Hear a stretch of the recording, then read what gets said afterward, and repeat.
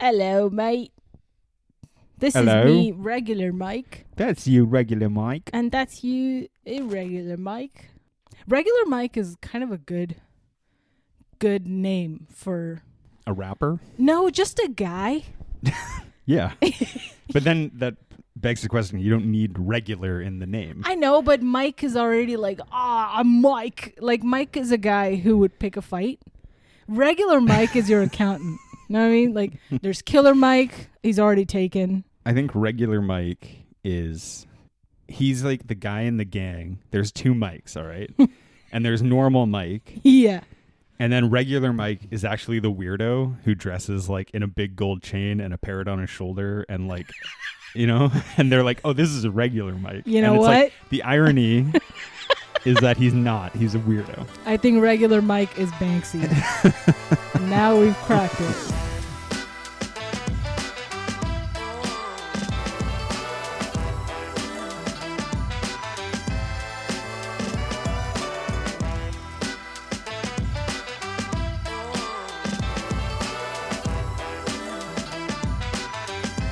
Welcome to the Low Ceiling, everybody. Welcome. You're over there with your seed water. You're drinking your seeds. I've taken to Fucking drinking water with a ton of shit in it. Anti-RFK over here. Oh, my normal water is not fun enough. They don't call me regular pre for nothing, Yeah. right? The R in RFK is regular F. Kennedy. Regular F. Kennedy, baby. That's us. Fuck. All right. Welcome to this piece of shit. The Academy Awards are today. They're not today when you hear this. We're not going to do that to you.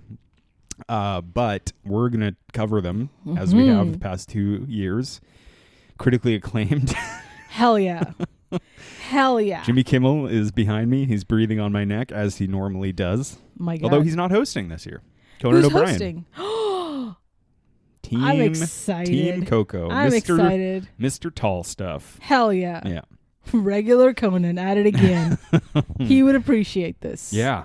But also, in our weird tradition, we're going to be talking about the 92nd Academy Awards, which took place in 2020, honoring the films of 2019, films that include Parasite. That's right. Chocolat. Just don't Gladiator. say chocolate like that. Barry Lyndon. No. No. And then we will move on to the other awards. So we're doing current and then also 5 years ago, just as a retro. We're doing the same thing we do every year. I just think that the fact that Barry Lyndon feels like it might be 5 years ago is how old we've gotten since the pandemic. The Brutalist is the Barry Lyndon of this year. I swear to Definitely. God. Yeah. Except it might actually win Best Picture. Hell yeah. Did you want to say something? You had something. You were like, I got something. Then you were like, oh, wait, let me drink my seed water. You know, I was looking at all the movies that came out last year. And we have a tradition of like picking our top 5 films. It's very hard, man. I have way more than 5. Oh, from 2024? Yeah. And I'm like struggling to like choose between my children. Like I got like a good 7 that are even keel. I think I found like 9, but none of them have really blown me away. Exactly. There's no like clear like this is the number top 5. There's no Oppenheimer. There's no Tar. No. There's no Worst Person. There's no movie that I think, and like it remains to be seen, but I've said this a couple of times that it's like when people get to the end of this decade, I think 2024 will be the year that has less than 1 entry. Yeah. No film this year has really swept me off my feet. Although a lot of really good films, like tons of really great films. And some really bad films have been honored by the Academy this year, which is great. Maximum number of times even. Like I was telling you, like 2024 is famously the year of brain rot. And just the term grew to popularity and the affectations that come with it. And I think that maybe affects cinema goers and youngins who are new to cinema. I kind of think like last year was really strong. And I think that this year it feels like one of those classic Academy years that feels a little out of touch. Yes. And I'm talking from a space where I haven't seen some of those films because I'm like, why the fuck would I watch that? Like if I had like no one could tell you that Wicked was going to be such a big deal. They would tell you it could be a hit. Yeah. But being like, oh, and it's going to be nominated for Best Picture is like, you're fucking crazy. Yeah, dude. Barbie is different. It's like Barbie, once people had seen it, it was like, oh, this is a good movie. Mm-hmm. And I have to say with Wicked, like, I've been through this charade before. Yeah. I saw Crazy Rich Asians in theaters by John M. Chu, and I was like, no, this is not good. So you can't fool me into Wicked. Yeah. And then the Emilia Perez thing, I don't even know. I can't even comment. If anything, Emilia Perez like piqued my interest with the trailer before I knew that it was a musical. Yeah. I thought it was going to be very dark, and maybe it is. Maybe it is mostly dark, and then they burst into songs about vaginas or something. Great. Or what about cutting off people's heads who steal from the cartel? Like, why not a song about that? You know? Yeah, but if they do it in like Sicario color tone, if there's like a sepia tone on that shit, sign me up. But if there's a tube light and regular lighting, get out of here. Yeah. So. We haven't seen those movies, but we'll talk about them more. Yeah. Actually, this year, I actually feel like I'm doing a disservice in that I haven't seen enough of the films that have been nominated, but that's okay because there's other films to talk about. Okay, but we're going to talk about 2019 first. Let's do it, baby. And as we do, we cover Best Picture, Best Director, Actor, Actress. Yep. Sub-actor, sub-actress. Yeah. Orig screenplay, adapt screenplay, cinematography. Hell yeah. Nailed it. And then any other shit that we want to talk about. So let's not forget animated. Ooh. You're going to talk about animated because that's your pet fucking weird shit. 2019 was a fucking great year. That shit was. Holy balls. Can I list a bunch? I was like, I want to like some other films that were not nominated that were up. Almost like from like fantastic to like good. Okay. And this is long. And I'll talk more about some of them. Ad Astra. Oh, really? Oh, Uncut Gems. Oh my god. Dark Waters. The Lighthouse, nominated for cinematography. That's right. Us, Jordan Peele's Us. Seth Rogen's Long Shot. Woo! Charlize Theron. Edward Norton made Motherless Brooklyn, which was a huge mistake for everyone, including me, who saw it in theaters. It was longer than The Brutalist. Oh boy. The Beach Bum. That's the follow-up to Spring Breakers.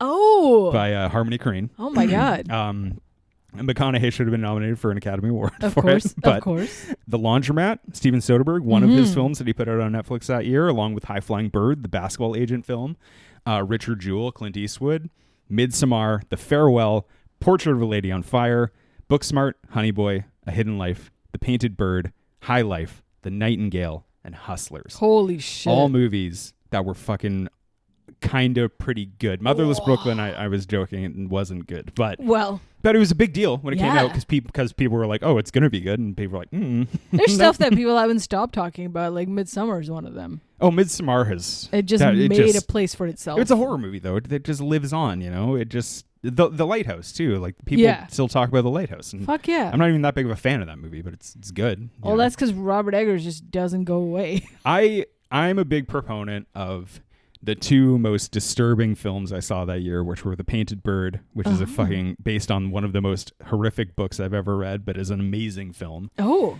And The Nightingale, which we watched together, which is an unfucking real film. Do you remember The Nightingale? I do remember The Nightingale. One of the great films of that year. Oh, it was rough.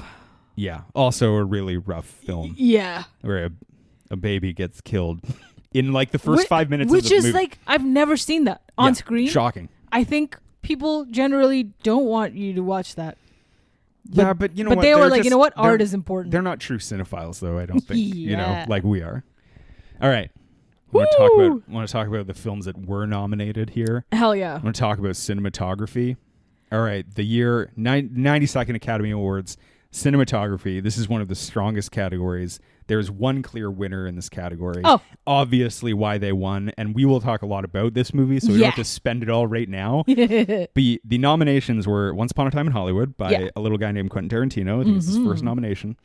The Lighthouse, Joker, The Irishman, and the winner was 1917, Roger Deakins. Roger fucking Deakins, baby. Roger Deakins. Our Deakins. Like, obviously. Look, this was... 1917 was also in the noms for Best Pick. And yeah, we're going to talk about how I feel about that. And obviously Parasite won. Mm-hmm. And like rightfully so, like Parasite. Don't give away everything we're going to talk about later. I'm sorry. I just want to say that I love 1917 so much. Yeah. That I wanted it to be beyond just cinematography. 1917 was like one of those movies, a lot like I said about A Complete Unknown, that it's like you had to see this shit in theaters. It's so good. Yeah. And it blew me away. But then I watched it again when it came out on streaming, and it's like it's such a fucking good film. And the cinematography is crazy. Yeah. It's so crazy how they did that. Just like I know it wasn't all in a single take, but the way they made it look like it was done in a single take is beyond insane. Do you think it's maybe like 2 takes or 3 at max? I think it's 4. Because like there's one moment where they go under a tunnel and it's dark for a second. Okay, there's also one edit. There is an edit when he gets shot and he gets knocked out. Okay. So when they go into the tunnel, I think is a cut.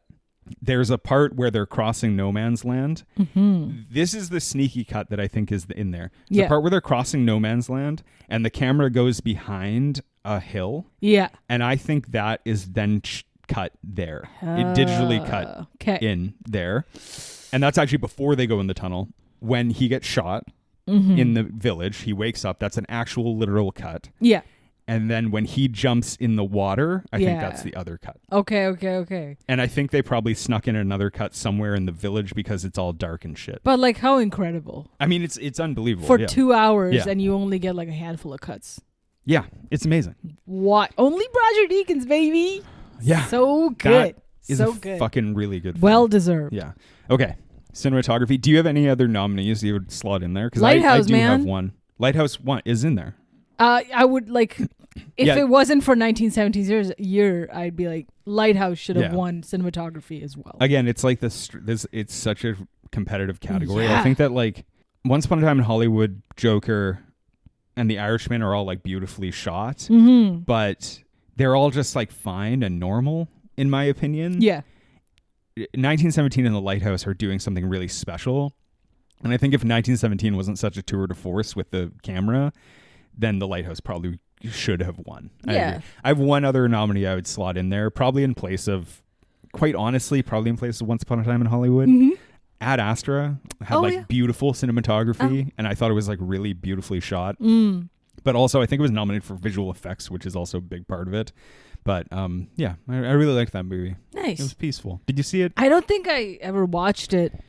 Slow. Like I have like glimpses of it in my mind, but maybe that's from the trailer. I don't think I watched it. No. It's a lot like it's by James Gray, right? So he did Armageddon Time, which we saw together. Oh, that was a beautiful film. Yeah, but he also has this like kind of slow. And Ad Astra is kind of like the hidden life of space movies. Of another space movie. It's pretty. There's not a lot of action to it, not a lot of like pace. Beautiful. But it's really interesting and beautiful, and I really enjoyed it.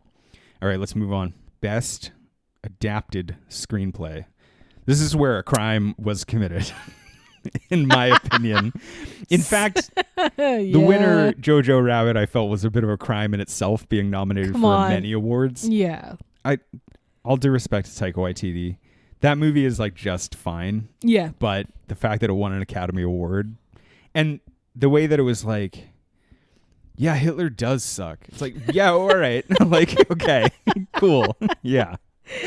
Thank you. Yeah. The other nominees, so Jojo Rabbit won. The other nominees were The Irishman by Steve Zalian, Joker, Todd Phillips and Scott Silver, Little Women by Greta Gerwig, and The Two Popes by Anthony McCartan. I've still never seen The Two Popes. The Two Popes should have won adapted screenplay for me. Wow. Yeah, man. Seriously? Sorry, suck it, Jojo Rabbit. Two Popes rules. And you know me, I'm big on the Pope content. That's why did they adapt that story from another Pope? It's not called The Other Pope, babe. God. No, did they just were like, here's another Pope we'll adapt. What if you had two Popes? Yeah, because, and I will come to this shortly, a best supporting actor should have also been from Two Popes. But sadly was not. But anyway. I've always thought that do you think the pitch for Two Popes was like, he went in and he was like, so So we got this Pope, right? And they're just like, hold on. You're talking to Netflix. We have so much money. There's so much room. So much space. You can do whatever you want. You're an artist. And he's like, oh, can I? Yeah. What about a second Pope? You know what? They've been unstoppable since, and that's why 5 years later we got many popes in conclave. Endless popes. Well, I would actually argue that conclave is one Pope. Actually, for most of it, conclave is 0 popes. God damn it. That's right. Yeah. And I think also Taika Waititi was like, all right, we have this guy, right? And he's named Joe Rabbit. And they're like, hold on, you're talking to... And he's like, all right, Jojo. It's the same guy. Jojo Rabbit was not great. Yeah. I can't... No. I just... For me, obviously, I think Jojo Rabbit is like a travesty for winning. I would take The Irishman just because it's my favorite film in that category. Mm-hmm. I've never read the book that it was based on, but I've also never read Little Women. All right. And Mr. Literature himself? Yeah, Little Women would be a close one. That movie is so fucking good. Yeah. Yeah. Yeah. It's hard with adapted because you're just kind of like, and I'm sure the Academy sometimes feels this way, but it's like, well, I've never read the book it's based on, and I've also never read the screenplay. Yeah. So I'll just take the best movie I liked, and this one was the one that told me Hitler was bad. So I'll take that one, please. The thing is, in The Irishman also was like Hitler was bad. That was the whole point. The whole time. Whole point of The Irishman. Joe Pesci's like, hey, yo, Adolf. What's the deal? But Adolf, why are you so bad? What do you want a guy going that way, the guy going this way? No. Little Women didn't win anything, huh? Yeah. No. Yeah. It nowhere. I think nowhere. But also famously, The Irishman was nominated for 10 awards, and it got a reverse sweep. It got nothing. Fuck. Yeah. Rough.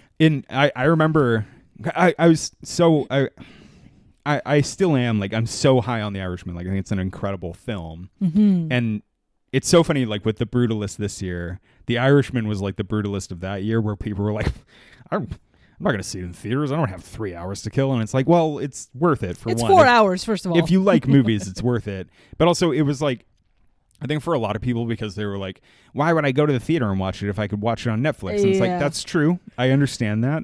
But, like, I saw it in theaters. I was really happy to see it in theaters. You're welcome, Netflix, for me seeing it in theaters in a packed cinema house where I was the youngest person. Hell yeah. But such a good movie. And in my heart that year, I was like, I just want it to win a bunch of awards. Yeah.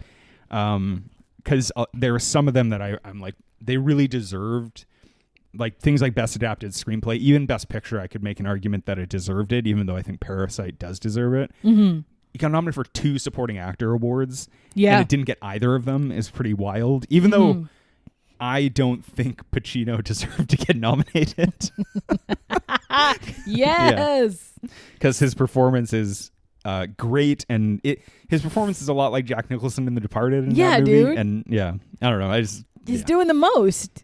Yeah, he's Jimmy Hoffa. He doesn't need to be. Do you know that if there's a knife, you run away. If it's a gun, you run at them. But if there's a knife, you run away. You run away. But if it's a gun, you run at them. Yeah, good. That's, hey. But if there's a knife, just remember. There's a reason they're not scientists. If there's a knife, you run away. He's not a knife doctor. That movie's fucking great. It's so good. It's just you and the 20 older people who were there watching it.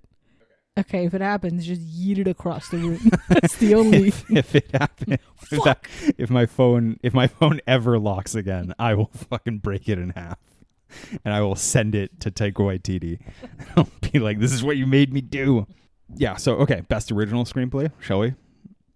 Do you have any, like? I don't have anything to add to that category. I think the category besides Jojo Rabbit is like. Yeah. I was tempted to say Uncut Gems. Oh, no, sorry, that's original. Mm-hmm. So, like, adapted, I just didn't look too hard into it, but maybe I could. But I'm not going to. No. I'm not going to right now because we're going to move on. Yeah. Yeah. Because there's a very compelling adapted screenplay for the current year that we will come to. Oh, yeah. But, okay, original screenplay for 92nd. The winner, Parasite, written by a little guy named Bong Joon-ho and Quentin Tarantino. No, and Han Jin-won. Knives Out by Rian Johnson, your guy. Yeah, right. Marriage Story by Noah Baumbach. 1917 by Sam Mendes and Christy Wilson Cairns. And Once Upon a Time in Hollywood by Quentin Tarantino. Yeah. The writer of Parasite. Right. Parasite wins. Yes. Which I'm fine with. Hell yeah. Are you fine with that? Because it is the only true original in there. I disagree. Everything else to me feels like I seen it. I think this is like a crazily competitive category. I think every nomination is like really, really great. Oh my God. Sorry. Can we just step back to adapted for a second? Yeah. The Farewell. That was the one. Oh, I haven't seen it. The Farewell. The Aquafina? The Farewell was one of my favorite movies that year. Nice. And it got, I think it was this year, but it got trounced at the Academy Awards. It just didn't get any nominations. I completely forgot to put a lot of it down. But The Farewell is adapted from a story that I believe it would officially be count as adapted because it would be adapted from a story that Lulu Wang told on NPR on This American Life, I think. Oh, shit. About this story. And either she made a short film about it or just she would adapt it from that story. So I think it would officially be an adapted screenplay. Hey. That would be one. That movie is fucking amazing. It's so good. It was one of my favorites of the year. All right, but original screenplay. Go away. Get out of here. Hey, my phone's not locking. I'm not an old man anymore. I'm a normal man. You solved it. Fuck. Now you can't work it. Original screenplay, Parasite. And yes. you're down with that. I'm down with that. You're okay with Koreans winning? No, I want exclusively. I'm a big fan of like just Korean barbecue, Chico chicken. This is my whole jam. So I want nothing but Parasite. Korean food definitely, like, I think Bong Joon-ho is really talented, but I also think their food foments creativity. I think that's clear. Hell yeah. It's all like based around community. You got to have at least 40 dishes. Like, I'm about that life. I think I remember that at that time, Donald Trump, as he was still president at the time, and he's president now again, which is cool.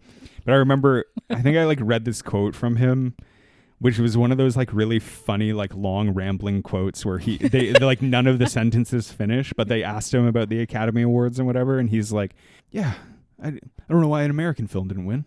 What was the film that won this year? Who was it from? Korea? China? What? That's just crazy to me. Crazy to me that the Academy Awards would not even make an American films." It's like, well, it's not an American body. It's like only. It's not. It's like if he was like, why the Cannes Film Festival? Why didn't Joker win? Why didn't Cannes Film Festival give it to an American film this year? What's going on? Like, it's so Best Picture Joker. Yeah. Why not? Yeah, he of course. Asking him about the Academy Awards is a real like just like fucking end run into a soundbite. It was so Anyway, so Parasite winning, I think that's fair. Yeah. Like I said, I would consider Uncut Gems, but Uncut Gems is also kind of like built into so much improvisation and like other shit. Like, but the kind of cool thing that I know about Uncut Gems is like it's a really cool movie. Mm-hmm. And they had to write like 200 pages of extra dialogue for them to talk because like everyone's talking over each other. Yeah. And so when they did the ADR, they had to like write a bunch of new stuff. So they were doing additional writing outside of the script itself. Oh, I see. And like does that movie disqualify them? No, like it's just another interesting facet to writing an original screenplay. Fuck yeah. I'm sure Quentin Tarantino thought he should have won, which I'm like, that's fine. Yeah, I think that would. I think The Nightingale would have worked, but I don't know if it was eligible for this year. You know, because I think it might have come out in 2018 officially. Yeah. In Australia, where, in no joke, it's from. Yeah. Will they ever stop these Australians with their cinema making? Australian films stopped after The Nightingale. Okay. They quit. They were like, one baby is all it takes for this dingo. Australia, they saw Jojo Rabbit and they were just like, we can't compete with New Zealand. We can never do it. Sorry. Yeah. Y'all keep Taika Waititi. In a way, Jojo Rabbit ruined another thing. When will he stop? I'm okay with Parasite. Yeah. I thought Knives Out. I thought Knives Out at the time would win. I thought it would be like, because it would be the only award that it would win, and also like people seem to think Rian Johnson is like a great writer. Sorry. And I'm like hard on him, but like Knives Out, I said this at the time. I really liked Knives Out. Yeah, me too. It's Rian Johnson's only good movie. Yes, I agree. Like he's a director, he's a writer-director that I don't understand why people like him so much or think he's an auteur. Maybe he's a great guy. He is a great guy. I've heard him interviewed. He's a very great guy. He's just a fucking and you know what's even crazier about him? guy. You know what's the craziest thing about him? What? He's Swedish. His name's Rian Johnson, and he's from Sweden. Come on. Is it like Rian or something? Yeah, it is. Oh, that's how they get you. But it's like, your name should be like Inger Fulieby or My something. name is Rian, Yeah. actually. Okay, that's French. Okay. Yeah.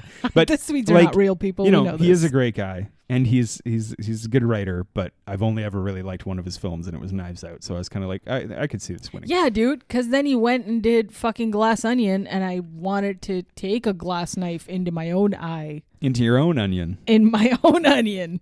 You're not excited for Glass Man or whatever? What's the next one? The Glass Carrot. Fucking Endless endless bullshit. Wake Up Dead Man. That's what it's called. Oh, God. You're laughing, but no, really? yeah, I've talked about this so many times about how much I hate that fucking title. It's stupid.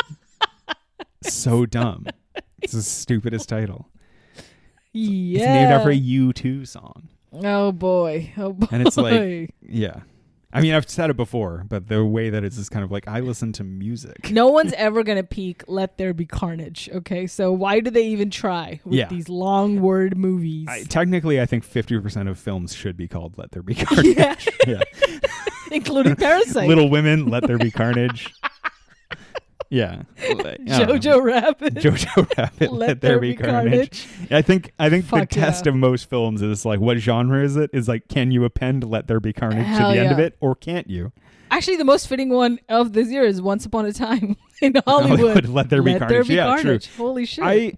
I think most people thought that would win, right? Yeah. Yeah, it was kind of the strongest. It'd be like a handshake from Hollywood to Hollywood. Like, good job, we did it.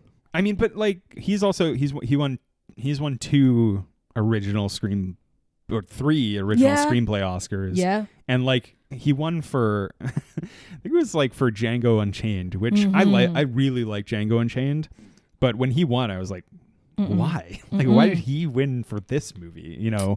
And he won for Inglourious Basterds, a movie I don't like. He won for Pulp Fiction, I'm pretty sure, a movie I do like.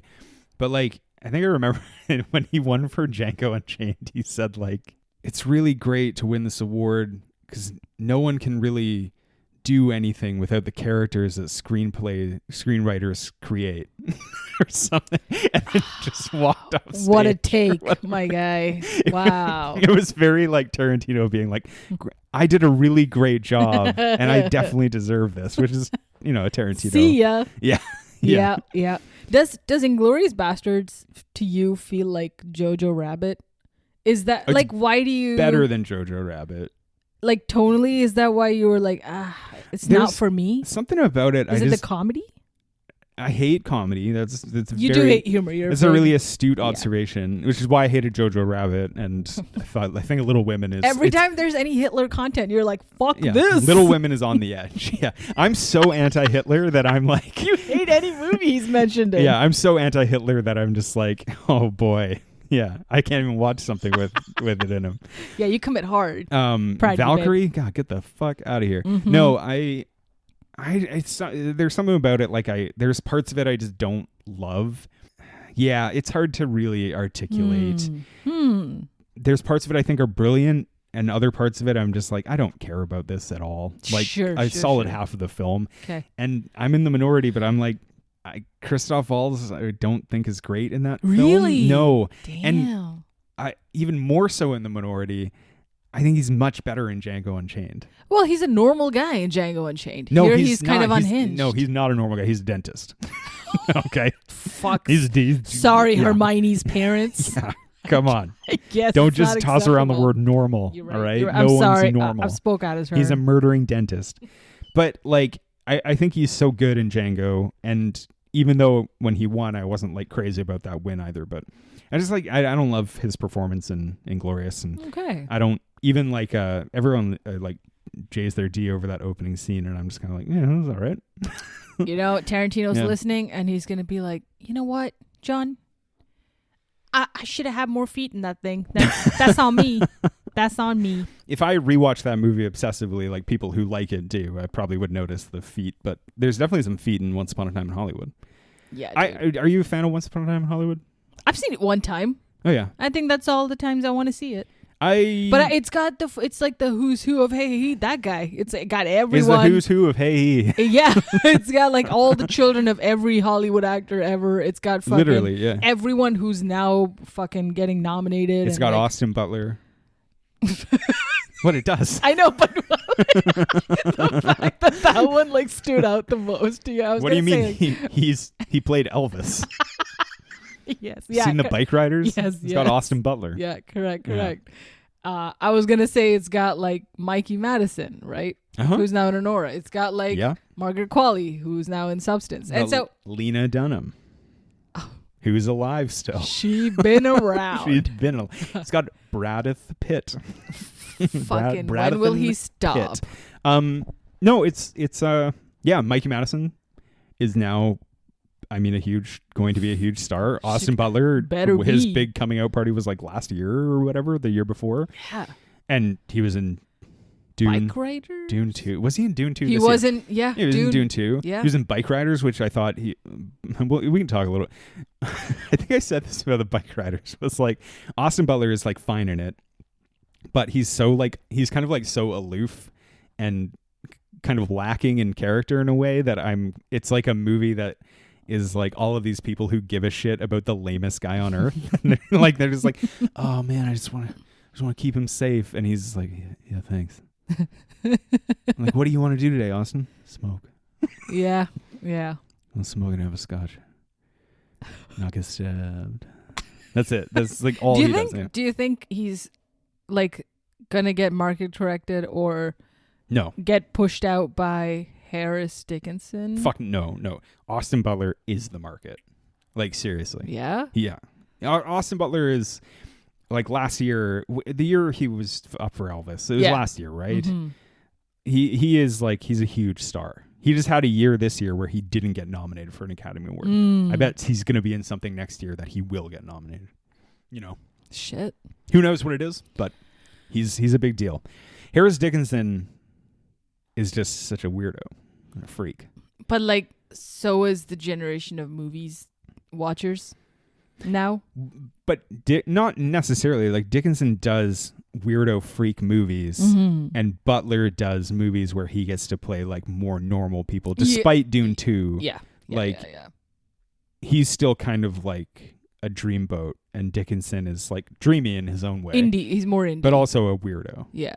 Yeah. Okay. He might be kind of like Brad Pittish in his like just sexiest man alive, but he's a character actor kind of. Yeah. Because you see like Baby Girl, which I thought he was amazing in, and then even like Triangle of Sadness, but also Iron Claw, where he's like, did you watch Iron Claw? No, but I want to. But like he's kind of playing like a normal role, but he is also like a hulking British man playing like this Texan guy, right? And that's kind of like this character actor aspect where he's like, well, hey, I like wrestling. And like, you know, and then, but then he does like completely normal roles in like Blitz where he's just like, I'm a British man. Okay. Like, what do you do? I fight fires. Yeah, that's right. He's in it for like 5 minutes. He's a small part in it, right? But but he is like, and then you see him in Baby Girl and you're like, this guy's a straight freak. Yeah, it's like Alexander Skarsgård kind of. Yeah. Definitely. Yeah. Definitely.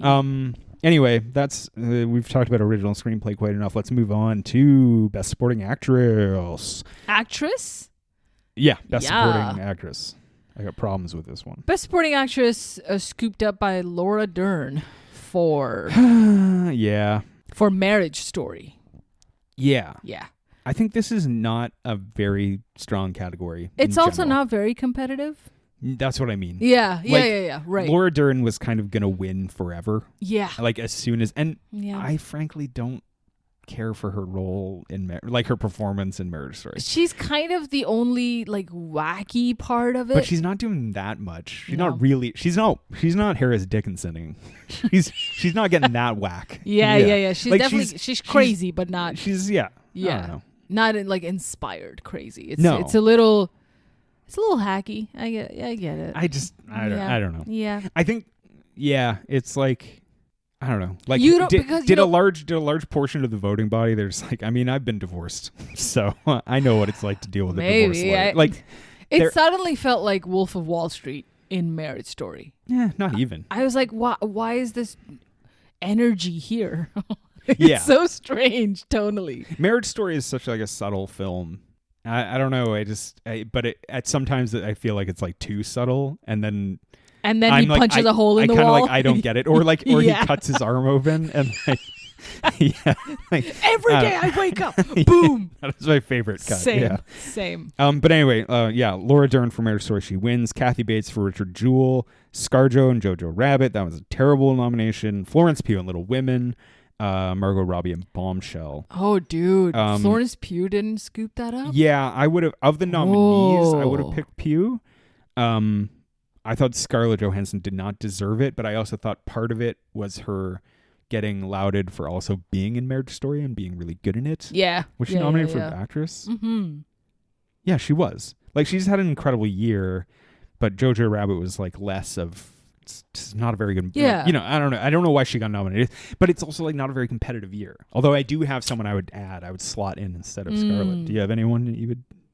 No. Not from that year. I got thoughts on it this year, but not. I would throw in Adele Hanel from Portrait of a Lady on Fire. I haven't seen... I've heard it's incredible a very good movie. things. She's amazing in it. Ooh. Yeah. Also, I believe that like that year... the French like Film Academy gave out like a Lifetime Achievement Award to oh wow to hold on to Roman Polanski. And you have to edit the part where I said oh wow and then put it after you say Roman Polanski. And I believe her and the director of Portrait of a Lady on Fire walked out of this ceremony, and she said like, "Congratulations, pedophilia." And she like yelled it out. She's pretty cool. She's a pretty cool dude. Yeah. Baller, yeah, dude. Adele Hanel is pretty dope. Holy shit. The other woman, Noemi, what's her fucking name? She was in Tar. She plays Tar's assistant. Oh, right. Yeah. She's so great. good. She's also so good in that movie, but yeah. Damn. That was one of the last movies I saw before the pandemic. Fuck, right. Yeah, that and The Invisible Man. God. I was like, man, this is going to be a great year. Yeah. These two movies rock. And then boom. And nope. And it was. Yeah. Yeah. Oh boy. Yeah, so of the nominees though, I would have I guess Florence Pugh. Like I thought she was pretty good. Mm-hmm. Also, considering she was in Midsommar, she also had a great year. The real ballsy move is nominating Florence Pugh for Best Actress for Midsommar. I mean, compared to ScarJo, yeah. Yeah. Sorry, but like Marriage Story, come on. It was not that compelling. JoJo. She's nominated for JoJo. Oh, right. Sorry. Marriage Story, she's nominated in Best Actress. Yes. Right. Yeah. Which is, she's better than JoJo Rabbit. Yeah. Yeah, dude. All right. Whatever. Best supporting actor. Nominees were Joe Pesci in The Irishman, Mr. Irishman, Al Pacino, The Irishman himself. Not actually. The Irishman was De Niro. Anthony Hopkins. Plays popes? One of the two popes. Hell yeah. I've been led to believe. Mr. Thomason Hankus in A Beautiful Day in the Neighborhood. And the winner, Brad Pitt, Once Upon a Time in Hollywood. Yeah, that's legit. But also, I cannot believe Anthony Hopkins didn't get it for two popes. Oh, I disagree. But you haven't seen the two popes. I never will either. Okay. I'm making a strong stance right now. Who should it have been? The secret third pope. Okay, get the fuck out of here. I think the Brad Pitt win is good, but I have I have actually two people I would have slotted in. Like I said, I don't think Pacino should have been nominated. No. And I would also take out Tom Hanks, even though I've never seen that movie, but I heard it was not very good. Yeah. But I have two nominations I would put in. Do you have any that you would slot in? Mm-mm. Okay.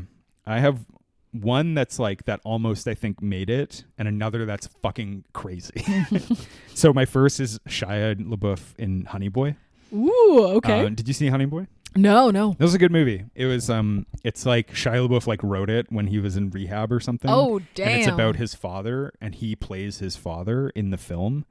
And he's cool. he's like really intense. It's a pretty rough movie, But yeah, it's really, really good. And then the kid who plays like ostensibly him is pretty amazing too. Wow. I fucking forget his name. Noah Jupe, I think. That he was like 13 at the time or whatever. It's a pretty cool movie, but it like interesting exercise in like whatever Shia was going through at the time. Yeah. And then I have a crazy one, but I've always been really strong that William Jackson Harper in Midsommar is so good. He's the boyfriend? No, Chidi from The Good Place. Oh, Chidi. Oh. He is so good in Midsommar. Oh, yeah. And he's the one who gets clubbed to death after he looks at the book that's like covered in skin or something. Yeah. Like, but he's such a fucking dickhead. He's like such a master's degree asshole. Yeah, he's just a and guy, he's so good. And I've always thought he was like brilliant in that film. Yeah. Shout out to Chidi, No man. love, He's man. fucking great. No love. But yeah, so I would take Brad Pitt. You would take Hopkins though? Yeah, I feel like Hopkins ate everybody's lunch in this category. He's always doing that. He's always doing that. Anthony Hopkins ate my lunch yesterday. Anthony Snap. Okay, let's do it. Yeah. Let's take two on that. Anthony Nomskins. Oh, fuck. I fucked it. I thought you were going to say Snatkins. I was going to. Then I switched it out. I should have trusted my gut. Just like he did. He's got a big one. He's got a huge, disgusting, bloated gut from taking everyone's lunch, Samesies. including Jonathan Pryce. Piece of shit. Also, no, throw some respect on Jonathan Pryce, because the high priest was also fucking beautiful in They this don't call movie. it the high priest. He's the Pope. He's the high priest of my heart, babe. Okay. Jonathan Pryce? Yeah, he's never. Yeah. That's the first thing I think I remember him most from is Game of Thrones. Yeah. And then. Oh, yeah. And the then Sparrow. Two High Popes. Sparrow. Yeah. The High Sparrow. Yes. Doesn't he play? He plays the Pope that he looks exactly like in real life, yes. right? Yeah. The current Pope. Pope Francis. I mean, yeah, there's all right, they're all 5 of them right now. Yeah. So, is it Luke or Francis David II or what? Like John yeah. or yeah. Go back to New Zealand. Am I right? I know. It was just like such beautiful like eye acting. I don't know, man. They should have. Jonathan Pryce he's a great actor. Yeah. And yeah. Maybe one day I really they'll write him apart. I wish I could have seen the Two Popes, but I never will. Hey. And so yeah. You know what? I'm gonna sit you down and make you watch it. Oh God. A real cultural exchange. All right. Your culture to mine. Yeah. All right. Best actress. Best actress. This was a tough. Now I have not seen Judy, but Renee Zellweger scooped up that award. Renee for Judy, controversial win, I believe. Cynthia Erivo in Harriet. Yes. We will be talking about her later, which is one of the weird kind of 5-year gap things that always happens. Mm-hmm. Scarlett Johansson for Marriage Story. Saoirse Ronan for Little Women. Mm-hmm. And Charlize Theron for Bombshell. I still haven't seen Bombshell, but really good. I thought the TV show was better. About the same, Yeah. like it was not called Bombshell. It was called Loudest Voice or something. Oh, right. Right? Yeah, that they came out like close to the same close to each other. time, Yeah. right? Yeah, I feel like what a robbery. I know Renee Zellweger's great. It felt but like compared to Little Women? it felt like a real legacy, and I was like, you want Saoirse to win. Yeah. You know, because like she's been so good since she was fucking like 12 years old. Yeah, dude. And you're just like rooting for her to fucking finally get a fucking Academy. Come and, on. Like, the thing is like Blitz, which is not a very good movie, but like you could tell like Saoirse wants to be in these prestigious roles with prestigious directors. And Joe Bright. No, like, but yeah. And I don't know, like Little Women she's so fucking good in it. I do have some others I would put in there. I actually have 3. Oh, do you have any from that year? No, tell me. So one of the big omissions, Jennifer Lopez in Hustlers. Mm-hmm. Although I know that Jennifer Lopez would never go for this, but she probably would have been or should have been nominated as a supporting actress, considering that's exactly what she is in that film. Oh, I see. I'm sure they would have category frauded it just for her. Yeah, because she would have been like, I'm Jennifer Lopez. I was hustling. No, don't do that. And then Julia Garner in The Assistant. Yeah. You ever see The Assistant? No, but Julia Garner fucking rules. Yeah, she's great. She's incredible. Unfortunately, kind of like a very quiet performance in a very quiet, small film. Oh. But the assistant is really good. It's by the woman who directed The Royal Hotel. You remember that movie? Mm-mm. Yeah, you do. We saw it in theaters. It's about the Australian... Oh, the two girls who fight. Yes. Julia Garner being one. Yes. The two girls who fight. What do you mean? Well, I mean, they go and be bartenders in the misogynist hotel in Australia. In the end, spoilers. They don't fight. They burn it down and then... Yeah, they don't fight each other. No, not each other. Not each other. They fight the hotel. They fight, yeah. Yeah. It's the Shining of the Australia. The system, yes. Yeah. It was great. It's a great movie. Yeah. Kitty Green directed The Assistant. She also directed that, and that's why Julia Garner's in it. The other one, which I forgot to write down at the time, but I was reminded a couple minutes earlier, Awkwafina in The Farewell. Yeah. That was the big omission for me. Yeah. I thought she should have won. She's unbelievable in that film. Yeah, dude. And like I said, it's an amazing movie. Why don't they? Why don't they hate rappers turned comedians turned actresses? Yeah. That's kind of something I've always asked the Academy, and they never really give me a satisfactory Gambino answer. did it. Well, maybe in a different order. No sorry. Academy Award nominations either. Is that a coincidence? I don't think so. I think not. Yeah. Maybe 50 Cent. Maybe he should make the Atlanta film that we've all been waiting for. Start with Community, baby. But of the nominees, I would have taken Saoirse, closely followed by Scarlett. We have two nominees in this category, and Zellweger and Erivo, who are like in films that people are like, I mean, it's really just about their performance. The films are kind of okay. Yeah. You know? I've heard Judy is actually not good at all. Oh. But yikes. Yeah. What is that movie? Is it about Judy Garland?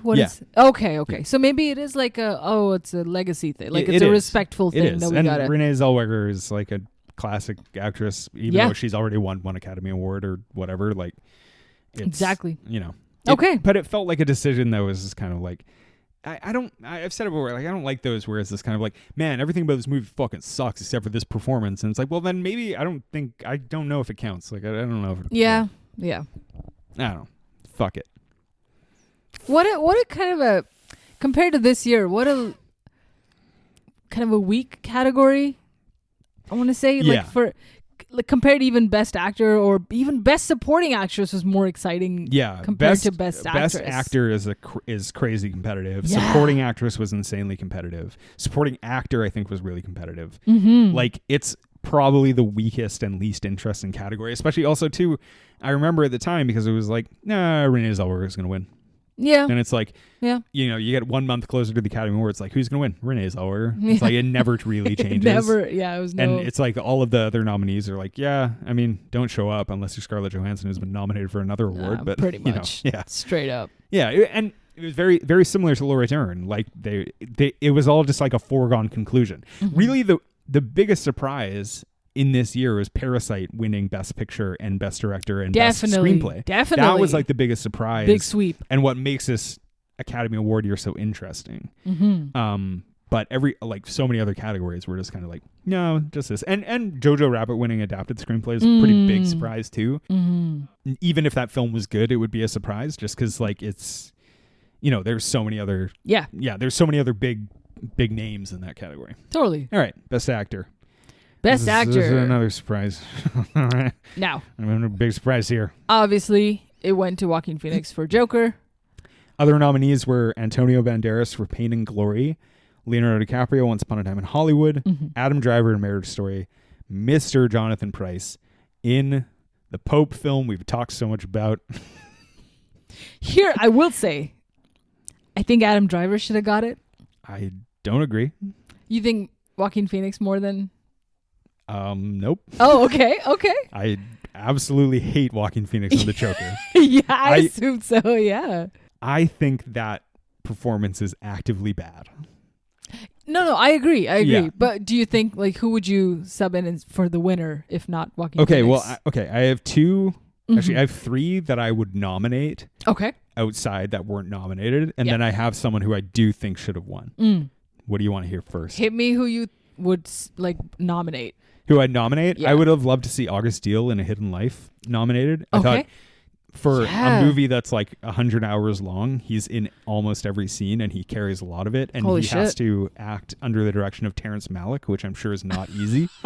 And he's amazing. Like that. And that movie is brilliant. Yeah. That movie should have been nominated for cinematography too, actually. Now yeah, that I agree. That movie is gorgeous. Stunning. Yeah. Stunning film. George McKay in 1917. Mm-hmm. Only because, spoiler alert, I mean, he's the one who doesn't get stabbed to death. Yeah. And he ends up being in, like, another one of the brilliant pleasures of 1917 is the fact that you're like, oh, it's about these two dudes. And then midway through, one of them just dies. Yeah. And you're just like, oh, I'm just with this guy. This one dude. And then, like, you just follow him, and he's so compelling. He's compelling, yeah. And there's, like, this scene in 1917, especially when he's alone, when he's been running through that town, and then he ends up in that basement with that woman and the baby, and he's singing to the baby, and you're just like, holy fuck, this guy is like unbelievable. And then also like the physicality of his performance, even the scene where there's one of the like most like just like the greatest moments of 1917 is when he's about to run over the top. Yeah. And he like, you can see it in his eyes that he's not going to listen to the guy. Yeah. And then he looks back at the guy, the like sergeant, and the sergeant knows he's going to do it. And he's like, don't you fucking do it. Don't do it. And then they all run over the top and he starts running sideways and he's like knocking people out of the way and bombs are going off. That movie is so amazing. And George McKay is so good in it. And yeah, it's. Is that Sergeant Andrew Scott? No, Andrew Scott should have been nominated for Best Supporting Actor for the 3-minute role he has when he's before they go over the original trench into no man's land. Oh yeah, they go find him and he has that line where he's like, he gives them a flare gun and he's like fire this off. If you make it to the other side, fire this off. If you get shot, be so kind as to throw that back because we only have one. Or something like that. He's amazing in that fucking movie too. Oy. That movie is like full of like little parts that are incredible. Yeah. And Benedict Cumberbatch. Oh fuck, that's right. But he's in it for 2 minutes. Yeah, it's just like a throwaway. And he's like, and Colin Firth is in it for 2 minutes. Like 1917 is such a good movie. And Rob Stark is in it. Like, yeah. And they don't steal attention in a way that you would think a big name like that in a movie like this. Instead, you get fucking George McKay. Yeah. I think he's so good in a role that like pretty wordless for a lot of the time. Great point. But he's also just like, he has to do a bunch of shit and it's just an incredible performance. Okay, I got one more though. Adam Sandler in Uncut Gems. Oh dude, absolutely. He was snubbed, I would say. Oh, for sure. He's so fucking good. They're not fucking ready for the Sandman. They're just not. They weren't. Hollywood, they think it's too gauche. They're not going to do it. They're never going to do it. He's amazing. He's so amazing in Uncut Gems. He was fucking great even in, I think last year, Spaceman. I never saw that. It was a Netflix film. He was also really good he did a movie called Hustle or something. Yeah. About the basketball player. He's amazing in that. That was great. Yeah. They don't deserve him. Yeah. They need another award just for his movies categories. The Sandler Awards. He should get a Lifetime Achievement Award this year. Yeah, fuck yeah. But the person I wanted to win was Antonio Banderas in Pain and Glory. Oh, you know what? He's so good in that. I thought he would at least fucking get like that for international pick. Best international movie. It was nominated, wasn't it? It was, but Parasite got it again. Yeah, it's crazy that Parasite won both international feature and best and picture. Best pick and yeah. So come on, like they should have given it at least over there. Pain and Glory is a really good movie, and Banderas is like pretty amazing in it, and yeah. I wish he would have won.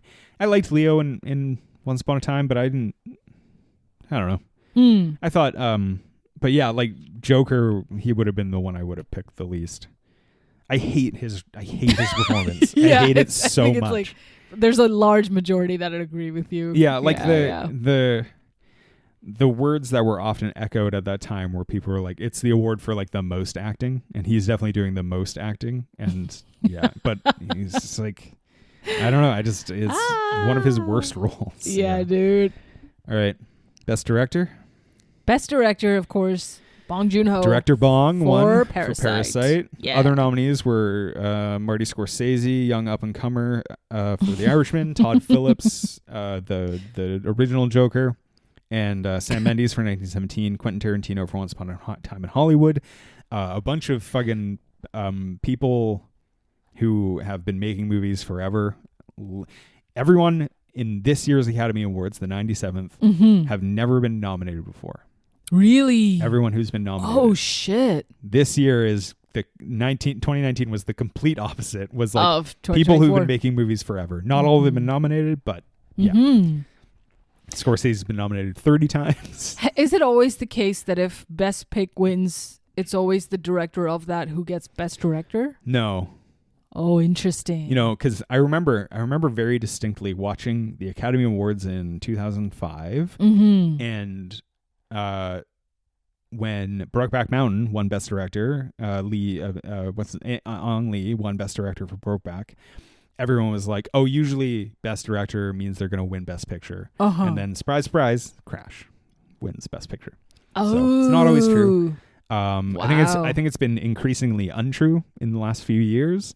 But I can't think of an example because I can't keep that much information in my head because I'm in my 30s. So I can't do that. And I don't want to look it up because I'm lazy. You're good. I think Bong Joon-ho definitely deserved to win. Yeah. I think the only close competition, like I think Bong, Scorsese, Mendes, and Tarantino were all equally deserving of winning. And I will say, I think Phillips also because of what he managed to create out of that film. Right. But Joker's is my least favorite movie of those 5. Did create a discourse. What he did, he created lots of chats online. That's what he did. Yeah, and he made $1 billion. Yeah. And that's cool too. So he's not hurting at that's all. cooler than $1 million. I've heard. Yeah. I've easily. heard that. 1,000 times cooler. But yeah, director Bong was pretty amazing. Also his like acceptance speech where he's like holding the award like a baby and being like, "This is amazing." Like, oh yeah, I pretty great. I don't remember. That's cute. I remember like very few acceptance speeches, but I have like 3 really distinct favorites. Yeah. And 2 of them are the Coen brothers when they won for No Country for Old Men. Oh yeah. Where they won Best Director and they both went up and then no, because Joel would have won Best Director, and he went up, and he just like took the award and was like, he like looked at it, and then he was like, "Thank you," and then left. No. And then when they won Best Picture, both of them went up. So Ethan spoke, and he's like, "To add on to what my brother said earlier, thank you," and then left. Yeah. Like something like that. And then the other great acceptance speech is when Daniel Day-Lewis won for Lincoln. Oh shit. And he was like, I called God, what did he say? He said something. He's like, I called Meryl Streep and asked if she wanted to be Abraham Lincoln and we could swap and I would be the Iron Lady, but she said no. Like, yeah, something like that. It's pretty amazing. Daniel Day-Lewis, good actor, not nominated this year. What's he been doing? Yeah. What has he been cobbling? Like, what is he doing? Fucking making a canoe. Fucking hanging out. Yeah. Yeah. So you're happy with Bong? I'm very happy with Bong. It's good because if you weren't happy, we would have to go take it from his cold dead fingers. After I murder him. Bong is still alive. He's making a movie this coming year. Ooh. It's called Mickey 17. Oh my gosh. Bong. Yeah. So many. There was a honorary award, Academy Award as well in that year. Hey, wait, I'm not done with Best Director. Oh, I'm sorry. I sorry. have one person I would have else. Oh, yes. Greta Gerwig. For Best Director for Little Women. Yeah, she deserved to get nominated. Yeah. Mm-hmm. Swap that in. I know. Come on. Give us the noms. Come on, Greta. And what has she ever done since? She didn't get nominated for Best Director for Barbie either. Wow. Academy, more like the... No, I think they got a bunch of noms and then didn't win anything, right? Wasn't that the... Ryan Gosling, I believe, won. Oh, Ryan Gosling. Supporting actor. Okay, yeah. God, it feels like almost a year ago. Yeah, this feels like the pandemic year. It feels like I don't even remember what we talked about last year. No, fucking hell. Oh my God. Go back and listen. Me? Oppenheimer. Go back and listen. You, myself. Honorary award. You want to talk about the honorary award? Yeah. It went to David Lynch. Rest in peace. And for 2019? For 2019. Wow. So crazy. Yeah. And just as a retrospect, he just died. It was interesting to see his name come up. Yeah, it's interesting the cycles of like what comes around every 5 years. Yeah. Cynthia Erivo's one, like Joker being released 5 years ago and then having the fifth one kind of like, it wasn't nominated for anything this year, but the thing about Joker too is like, if he won Best Actor this in 2019, he might as well have been nominated this year because it's the same fucking performance in a worse film. And they're both terrible. Yeah, dude. But anyway, David Lynch, he just died. That's pretty sad. I mean, I don't know what to say, but yeah. Good. It's just like, it was interesting to see that they do these honorary awards, and there's more that was done this year as well. So, Best Picture? Best Picture. All right, the nominees were Once Upon a Time in Hollywood, 1917, Marriage Story, Little Women, Joker, Jojo Rabbit, The Irishman, Parasite. Yikes. And Ford versus Ferrari. Huge list. Incredible list except for Jojo Rabbit. I can't believe it's great. there. That's the one quibble I have with this. Come on. I just can't. I can't. Yeah. Of course, Parasite got it. And not of course. At the time, it was a big surprise. Big surprise at the time. Really? Yeah. Were you surprised? I thought it would be like I did not watch. Shoe in. Oh yeah, fair enough. No. I saw Parasite twice in theaters because I'd seen it, and then I was with my family, and they were like, "We should go see a movie," and none of them had seen Parasite, and they were like, "Oh, but John's seen it." I was like, "I'd see it again," and it's great. It's a fucking amazing film. Like, yeah, and it gets like more relevant as the days go on. Yeah, kind of. It has such. It's so thematically deep. Yeah. That said, I like 1917 more. I'm Me just too. a bigger fan of that film. I agree. I think 1917 is so emotionally deep, and Parasite is so much more layered. Yeah. But 1917 is like a great emotional film about this one thing, and you're just like, fucking, that is sick. Yeah. And yeah, it's pretty amazing. I think 1917 should have won for Best Director. And pretty incredible work of art. And it's like it's like Parasite makes sense for Best Picture. Yeah. But 1917 should have scooped up, along with cinematography, Best Director. Sam Mendes is great. Yeah. He made American Beauty. And we can all agree that everyone loves that movie. Very normal film. Especially me. Yeah. A normal film. Super normal. About normal stuff with a normal lead actor. Yeah. Fun fact, that movie was originally called Regular Beauty. Then they were like, we got to rethink it for the awards. All right. Let's talk about that year. What about rising and falling films? Did you not prepare this? Okay. Can I talk about mine then? Yeah, you good. Since Miss fucking seed oil over here isn't prepared. Well, I didn't know we had to do it for both. I'm sorry. So we talk about films that have stood the test of time or have will go into obscurity. Whatever. A film that I think rose, but will fall off dramatically very soon was Joker. Yes. I think because there was a Joker 2 greenlit basically a week after Joker came out. Yeah, dude. The conversation around that film remained strong, I think, for 5 years, especially because I think a lot of people reassessed how they felt about it, including myself a little bit.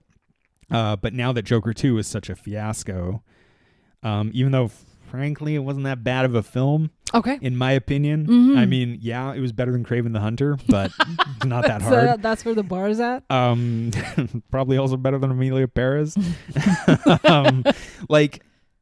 But now I think that's it. They'll put it to rest. It's enough. No more Joker. No more clowning around. Down, unfortunately, The Irishman, I think, has, because Killers of the Flower Moon, such a big deal, and a lot of people probably think that film is superior to The Irishman, even though it's not.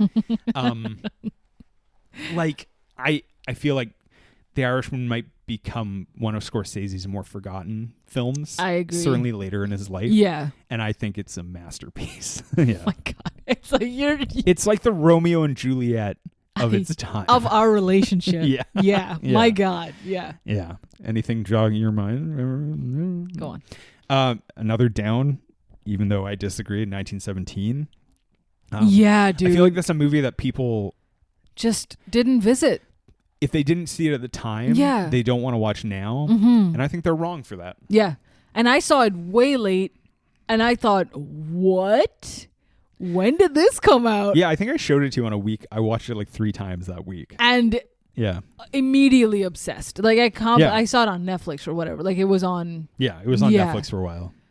I think I really built it up for you, and you were still like, oh, that was really good. Yeah. But that's also exactly my type of film. Like Me too. I'm about that kind of movie. I'm a big war film guy. Oh. Yeah. So. And it just like it hit every point for me. And it's a shame because this is like a Saving Private Ryan type film. Like I would watch it, rewatch it as much as I think it's I see it on airplanes all the time. I think it's become like one of my favorite war films. Maybe my favorite besides 1917. I mean, besides Private Ryan and Thin Red Line. Mm-hmm. Like I think it's of that quality. I think it's that good. Yeah. Definitely. Yeah. Okay. One more. Down Jojo Rabbit. Yeah. Just because that movie won a bunch of awards, and I think it's just kind of like, but that wasn't that fucking good. No. Like Yeah. So you didn't do your homework. Do you have any thoughts on this? I want to say that Pain and Glory will make kind of a comeback. You think so? I think Pain and Glory, like you've never seen it though. I know, but just like me, like there's people who will revisit this, and some credit might go to Baby Girl. And people will be like, "Oh, Antonio Banderas, so hot." Maybe. The youths will be like, "Who's this hot zaddy or whatever?" And then, he's hot in Pain and Glory, and he's on heroin. There you go. And then I think that might, and also like with Queer being out now, I think that might also be another motivation to revisit this type of movie. Almodovar also has a movie that came out this year. Almodovar just is constantly working with. Like he's always something. Every couple of years he's making something. He's the Luca Guadagnino at Spanish. I didn't know who Almodovar was until Pain and Glory, honestly. Except I'd seen The Skin I Live In, but I didn't know that Pedro Almodovar was such a big deal. Yeah. And like he's such a fucking great filmmaker, and he's worth like discovering his older stuff. Certainly, yeah. Also, from that year, Midsommar, I think just like has this staying power because it's such a kind of spectacular horror film. Yeah. And it's The Lighthouse with Roger Eggers, Roger Ebert, continuously making films of that style. It's interesting to see that his movies get nominated for cinematography in 2019 and again in 2024. Well, we'll talk about what he should have been nominated for this year. Yeah, I got some bangers. You want to move on to 2024? Let's get relevant. Fucking do it. Let's get relevant. Good gosh. With the times, because we're coming up. All right. First, I want to talk about one of the biggest omissions in a category we're not going to speak on. Oh my God. The fact that Challengers wasn't nominated for score is absurd. I know that Trent Reznor and Atticus Ross get nominated for almost everything. Yeah. But the Challengers score is amazing. Yeah. It's one of my favorite albums of the year. Banger. And it's just crazy. It's crazy. Interesting you bring that up. We were chatting with a friend of the pod, Steven, and he has some thoughts on Challengers. And he's telling me that he just thought the tennis wasn't that good. Or he was like, well, and I think he made a good point. He's like, it's not enough of one thing. It's not enough of a banger of like, it's not enough of a queer story. It's not enough of like a love triangle. It's not enough of a sports story. Of a sports story. It's like, it's doing all these things with like typical disco music in the background. It's not like brand new music that you kind of hear it at like clubs kind of almost all the time. But in context to this, it feels a little unexpected to hear soundtrack like this in a movie like this.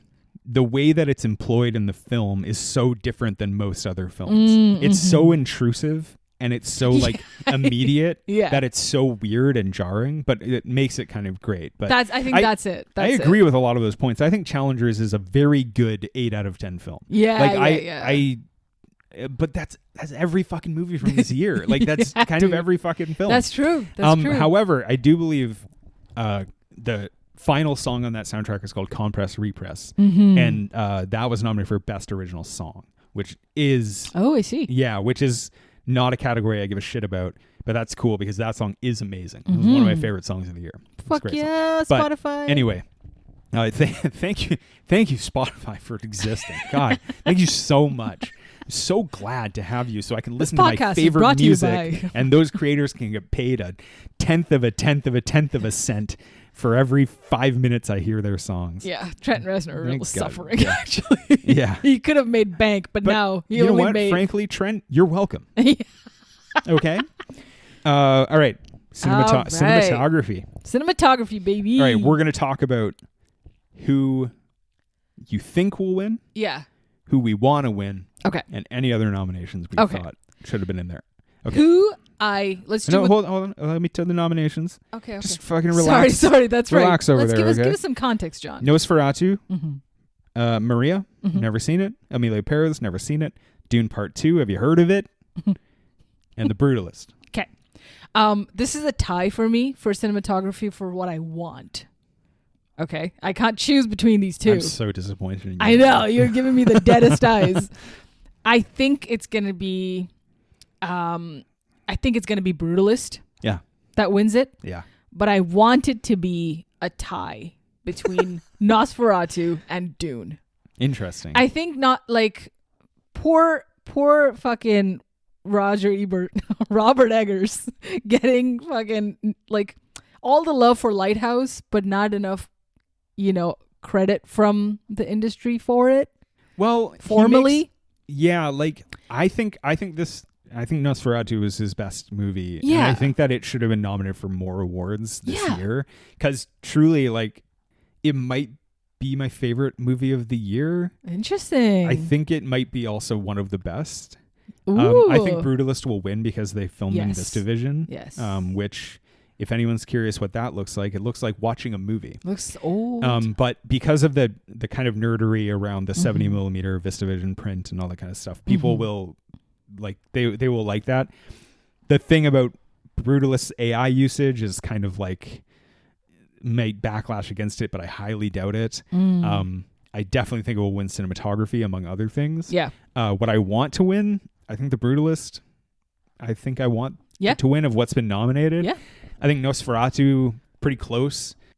Among Jaron Blasky's other work with Robert Eggers, Nosferatu is not as The Lighthouse is so much more striking. I have two other nominations I thought should have been nominated though. Do you want to hear those? Oh yeah, hit me. You're not going to hear this very much, but I think The Substance deserved to be nominated for this award for cinematography. Yeah. I thought it was a pretty amazing looking film. Yeah.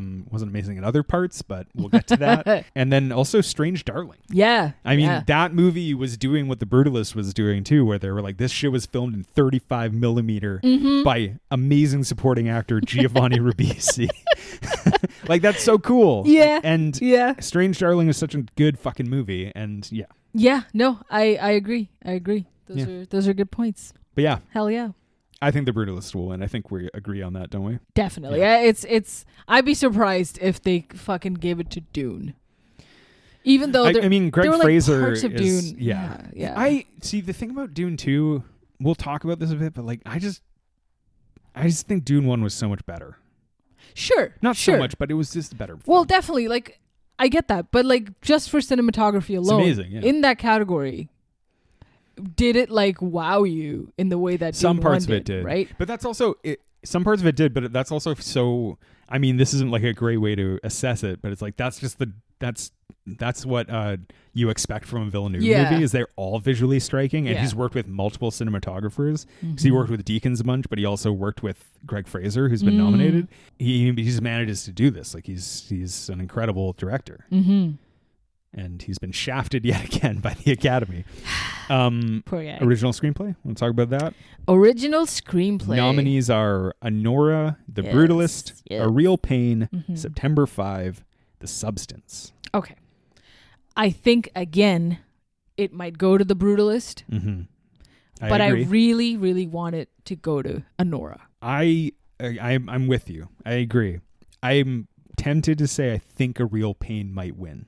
Oh, because that's such a written film. Yeah. And the weird thing here is that The Substance is nominated, and that is not a written film, really. It's so much more than the writing of it. Oh, of course. And I don't think anyone watching The Substance is like, what was great about this? The writing. It's just kind of like a fuck fest. It's so bizarre. Yeah. I have two others that I think should have been nominated or could have been nominated. Yes. This might be a theme, but Strange Darling I thought was really cool. Even though one could argue that movie is made in its editing because it's edited out of order. But I assume it was also written that way, so that's kind of cool. Yeah. To have to write in a way that you have to keep track of everything in your head. It's interesting. Although he probably did it by writing it on paper, okay? Didn't have to just do it in his head. Yeah. And the other one I really liked is Juror Number 2. Oh, that was a really good screenplay. Original screenplay? Yeah. I thought it was like, I fucking love a good court classic film. fucking, it's like a real whodunit, but then they tell you he did it. Right away. Thank you for ruining that for all of the, They tell you who done it right away. People who. Well, it's in the trailer. True. So, suck it, trailer. Well, I don't want to. I also don't want to alarm anyone, but he is actually the second juror. Yeah, so. God damn it! The second juror is him. Spoilers in the title. But yeah, so you think The Brutalist will win? I think The Brutalist will win. Me too. Will win. I think for best original screenplay, and tell me if this doesn't qualify, but Red Rooms should have fucking been on there.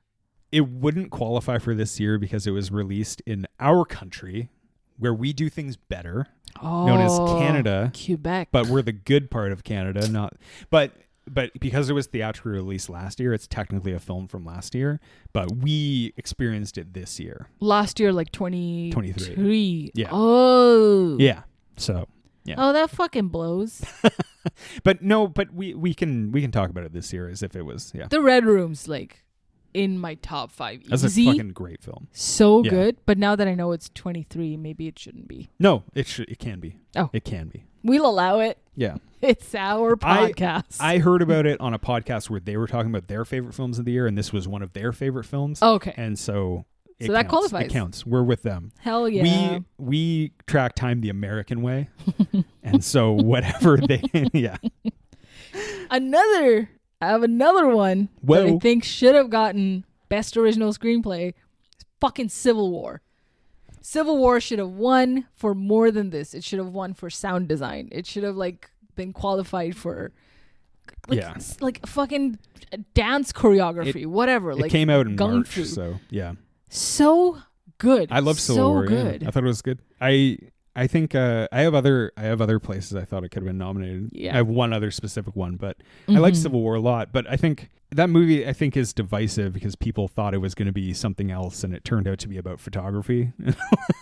Yeah, but that's what's so great it's so about great. it, right? Yeah, I love it. Yeah. And again, this it feels so akin to 1917 for me. Like Civil War, 1917 is compelling even without sound. Yeah. Civil War, the sound fucking makes it. Its sound is amazing. Yeah. It's so rare for me to ever think of movies through sound. Yeah. Because I don't but you do, right? Like you pay attention to the songs. I hear things. Okay, brag. I'm fucking always hearing. You're out here listening. here always hearing. Oh, Mister, I'm listening the most. It didn't even get nominated anywhere. No. And that's brutal, and it should have. So that's a robbery for Civil War. Yeah. Yeah. That's cool. I want to talk about adapted screenplay. Best adapted screenplay. Nominees are Complete Unknown, Conclave, Amelia Perez, Nickel Boys, Sing Sing. We unfortunately haven't seen Nickel Boys or Sing Sing. Nickel Boys just came out here. We're going to see it this week. Yeah. I heard it's really fucking good. Yeah. It's based on a book that I've heard is really fucking good. I haven't read, but I want to. I think that Nickel Boys will win. Okay. But of the ones I want, I mean, I don't care very much about this category right now, so I have to choose a Complete Unknown, I guess, because it's my favorite film of those. Sure. So okay, I think Conclave could win adapted screenplay. If it does, it's the only award it will win. Yes. Yeah. Yeah. If anything, I don't think it's strong enough for anything else. If Conclave starts sweeping other awards, it might just win Best Picture. Exactly. But, yeah. Exactly. Yeah. So Conclave, but I think, and I haven't seen Amelia Perez, but I want Amelia Perez to win Best Adapted Screenplay because the plot feels compelling. It's interesting in the way that I've never seen a movie have this and take it in a serious way. Yeah. Spoilers for the Conclave for those who haven't seen right now. The ending of Conclave kind of tonally has themes of accepting trans people in the community. Yeah. In Christianity, in the church. And then Amelia Perez is famously about this drug lord who think about a cartel leader who wants a sex change. Who wants a sex change. Yeah. I don't know. It's it's tight. I think it might come down to these two. It's riding a big wave right now. It got the most nominations. It got as many nominations as the Fellowship of the Ring.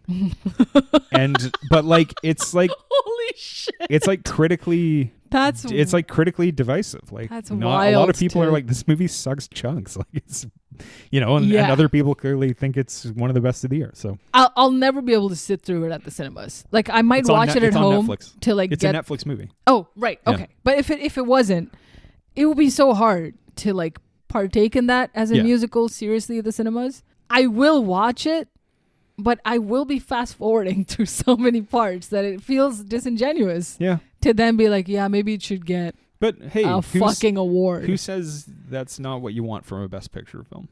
Yeah. you want big swaths of the film to be boring and like pretty much. No, I could see it winning for sure. Like the thing is like we can make all these predictions, but for the films we haven't seen, we just don't know. Yeah. So I can't really judge it. Like I said, I think Nicholas will win, but that was also a huge book, so I kind of am judging it off of that. I've also heard it's like fucking really good, and I don't know. I think it'd be cool if it won. Yeah. Ramel Ross is like, it's his first like fiction film. He made documentaries or whatever. Ooh. And he wrote it, and like that's fucking cool. Like it's a cool story. Yeah. We're gonna check it out. It rings a little bit of like Cord Jefferson winning for American Fiction, Okay. Like it's kind of like it's not Ramel Ross's debut film, but it's his debut fiction film. He's the writer director of it. It's kind of a small film adapted from a book, kind of has that kind of ring. Yeah. And American Fiction was great. It was about fiction of the Americas. It was? No. Perfect. It was about other stuff. Actress in a supporting role. Best supporting Monica actress. Barbaro. For Complete Unknown, Ariana Grande in Wicked, Felicity Jones in The Brutalist, Isabella Rossellini in Conclave, and Zoe Saldana in Emilia Perez. I got thoughts on this. Yeah. And look, I think this is going to go in the way that Judy went for Renee Zellweger. Well, this is supporting, remember. I know, but I think like as a legacy, they might give it to Isabella Rossellini. Which would be insane because I don't think she should even been nominated. Yeah. She's in 30 seconds of Conclave. I know. It's such a stupid nomination. It's very little. It might go to her. I want it to go to Felicity Jones. Really? Because she's in it for a little bit in The Brutalist, but she kind of steals it. Well, she's in half of it, so that means she's in it longer than any other actresses on screen in any film this year. I reckon. I like her in that. Yeah. I don't know if her performance rises to Best Supporting Actress for me. But of all the people nominated, I guess I would choose her. Yeah. I think Zoe Saldana will win. I liked Monica Barbaro in A Complete Unknown, and she had to do a lot. She had to sing. She had to be Joan Baez. She's beautiful. Like, she's a great actress. It's not even Best Actress, that even though she's in it for quite a bit. Who? In The Complete Unknown? Oh, she's not in it that much. Okay. She's I see. She's very firmly. There is no actress in A Complete Unknown. Like, no one is in it enough to really qualify for that. Okay. But she's really fucking good in it. And she has to sing. She had to like learn guitar and shit, I think. And just she had to do a lot. She had to do a lot for that kind of shit. But really, I don't think any of them should win, and I think they should omit this award. No, I'm just kidding. Like, this is not a category I'm that happy with. Yeah. I have two that I think outside of it that I... Me too. I got so many outside of it that they should fucking... Okay, let's hear yours. Who should they slot in? Sorry, I have one. Okay. Another one should be in... I have one. Remind me to add her to Best Actress. Yeah. Willa Fitzgerald in Strange Darling. But we'll talk about it in a second. Okay, yeah. But Kirsten Dunst in Civil War. Yes.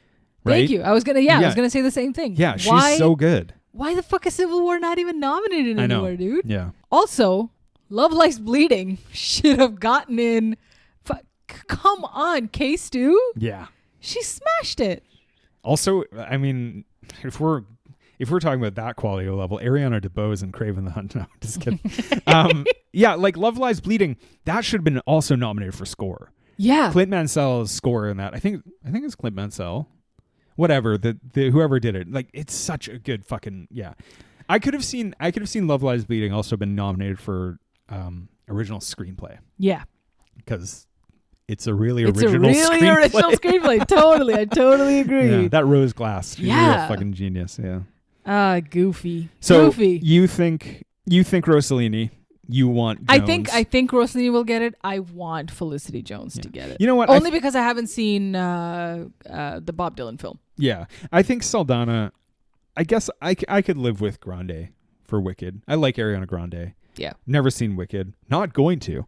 Because, like I said, I've been down that road before. And I know I'm not going to like it. Yeah. But I'm okay. I like Ariana Grande as a performer. As She's a singer, fucking great. Yeah. Like so. So hilarious. Yeah. And I think this is definitely a makeup award for Don't Look Up.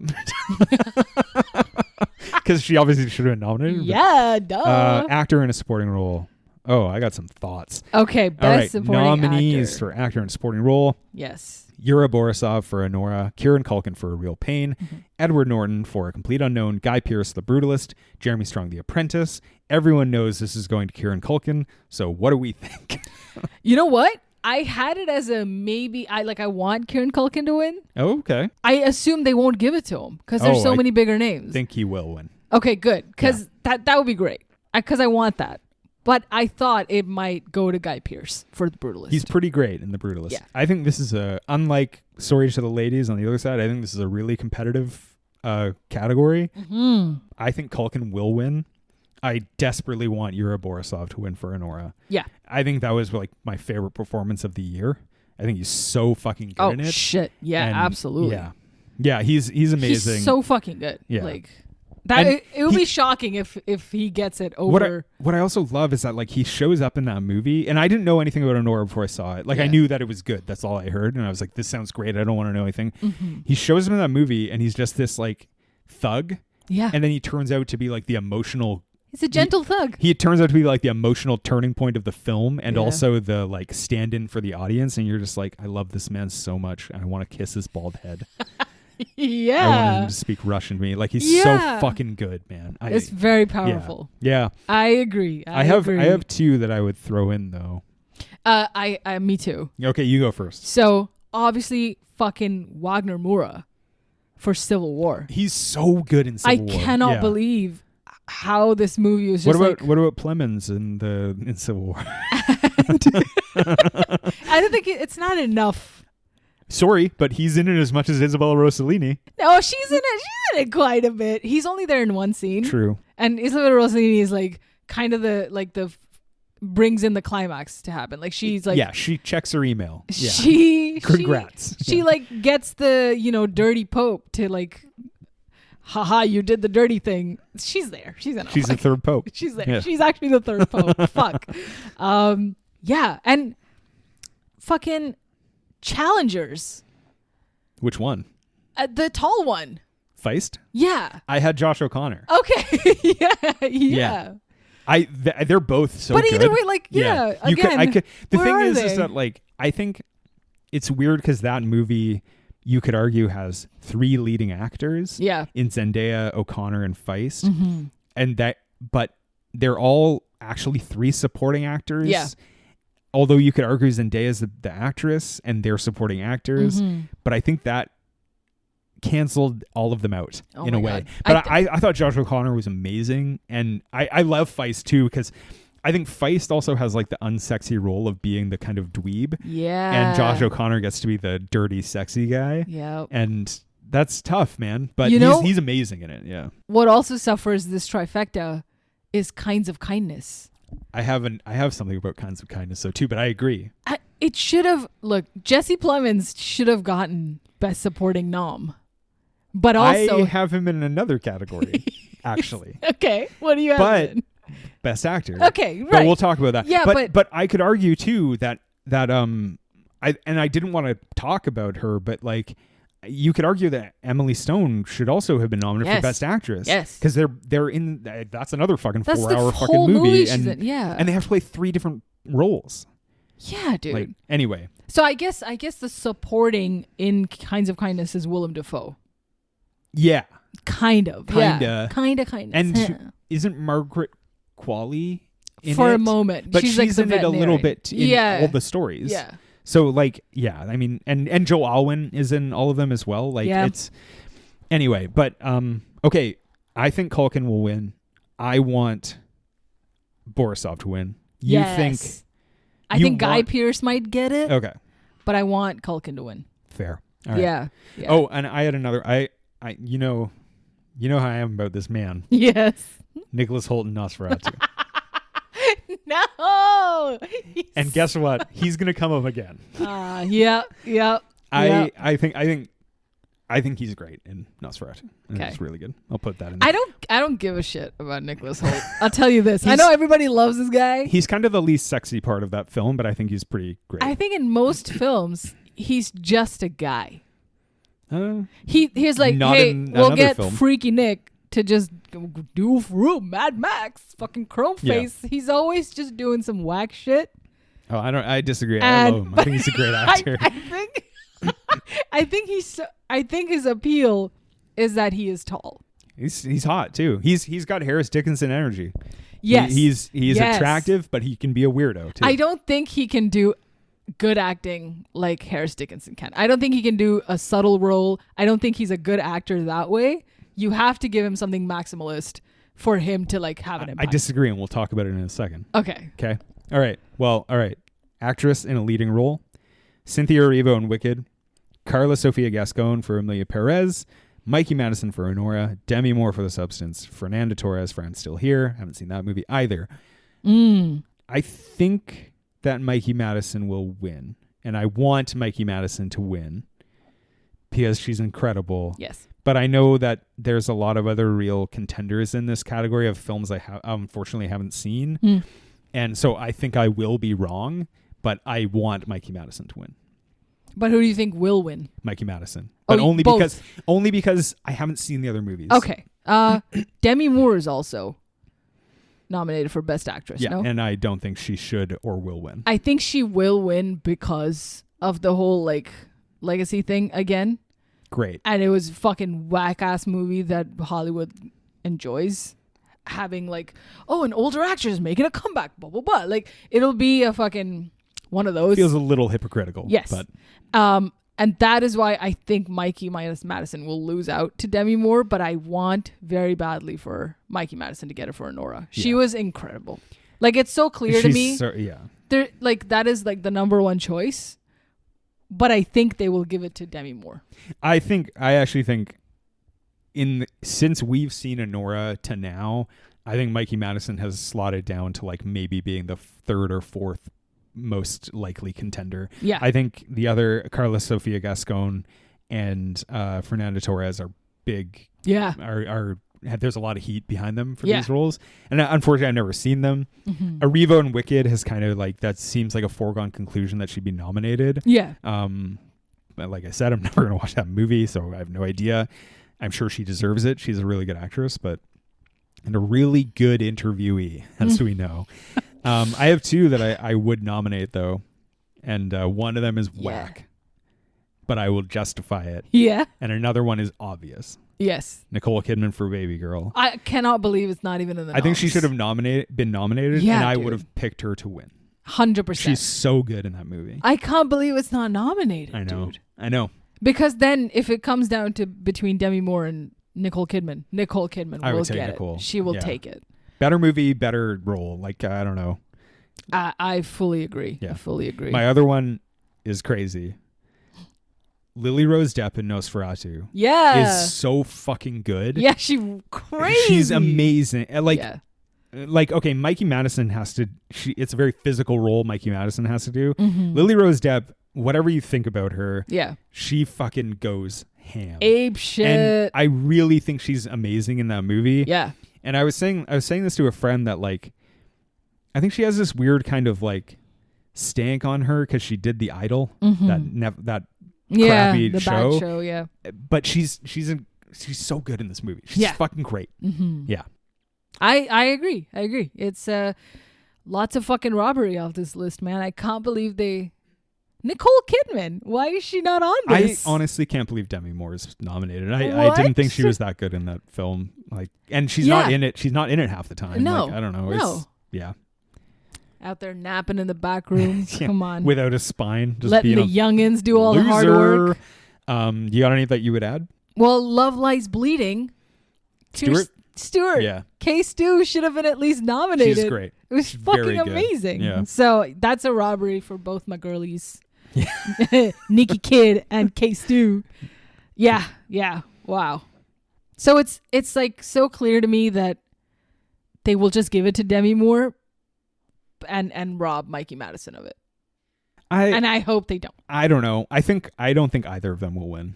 I think someone else of the other three. Oh, yeah. I don't know. Yeah. I want to go on to actor. Best actor. All right, hit Big me. competitive category. Holy Adrian Brody, shit. Yeah. The Brutalist. Timothy Chalamet, A Complete Unknown. Coleman Domingo, Sing Sing. Rafe Fiennes, Conclave for playing Voldemort. Mm-hmm. Sebastian Stan, The Apprentice. Yeah. Look. I got what? I know what you're gonna say. It's about Sebastian Stan. Tell me. I think A Complete Unknown is gonna sweep like a bunch of categories. I don't know about that, but it'll definitely sweep this one. Right. Yeah. I think they might give it to Adrian Brody. I think it's very competitive. It's between him and Timothy Chalamet. I think Chalamet deserves it. I think Chalamet will get it. I've never said that in my life, but he's an unbelievable in Complete Unknown. Yeah. Then I think, then it's like clear. It is him who's likely going to get it. I do want Adrian Brody to get it. I think Chalamet. But I haven't seen Complete Unknown. So you tell me. I think Chalamet will. I will tell you, and you will listen to me exactly, and you won't have. I don't appreciate your own thoughts on this matter. Jesus. I do think Chalamet will get it, and I do want him to get it. I think he is pretty amazing. Okay. Yeah. I think he deserves it. I think it's unfortunate for Brody, even though he has a Best Actor already, but like. Yeah. Oh, yeah. I think he's the closest competition, but I think Chalamet will win. Yeah. I have 2 nominations others, if you want to hear them. Yes, of course. Do you have some? Yes, but right, go on. You go first. No. You tell me. No, babe, you tell it better. Shut your mouth. Go on. I look, I feel like it's a robbery, but I feel like the challengers dudes should also be up here. You see, this is what I said, right? It's like, are they supporting? Are they actors? I know. No one knows. Yeah. Fuck.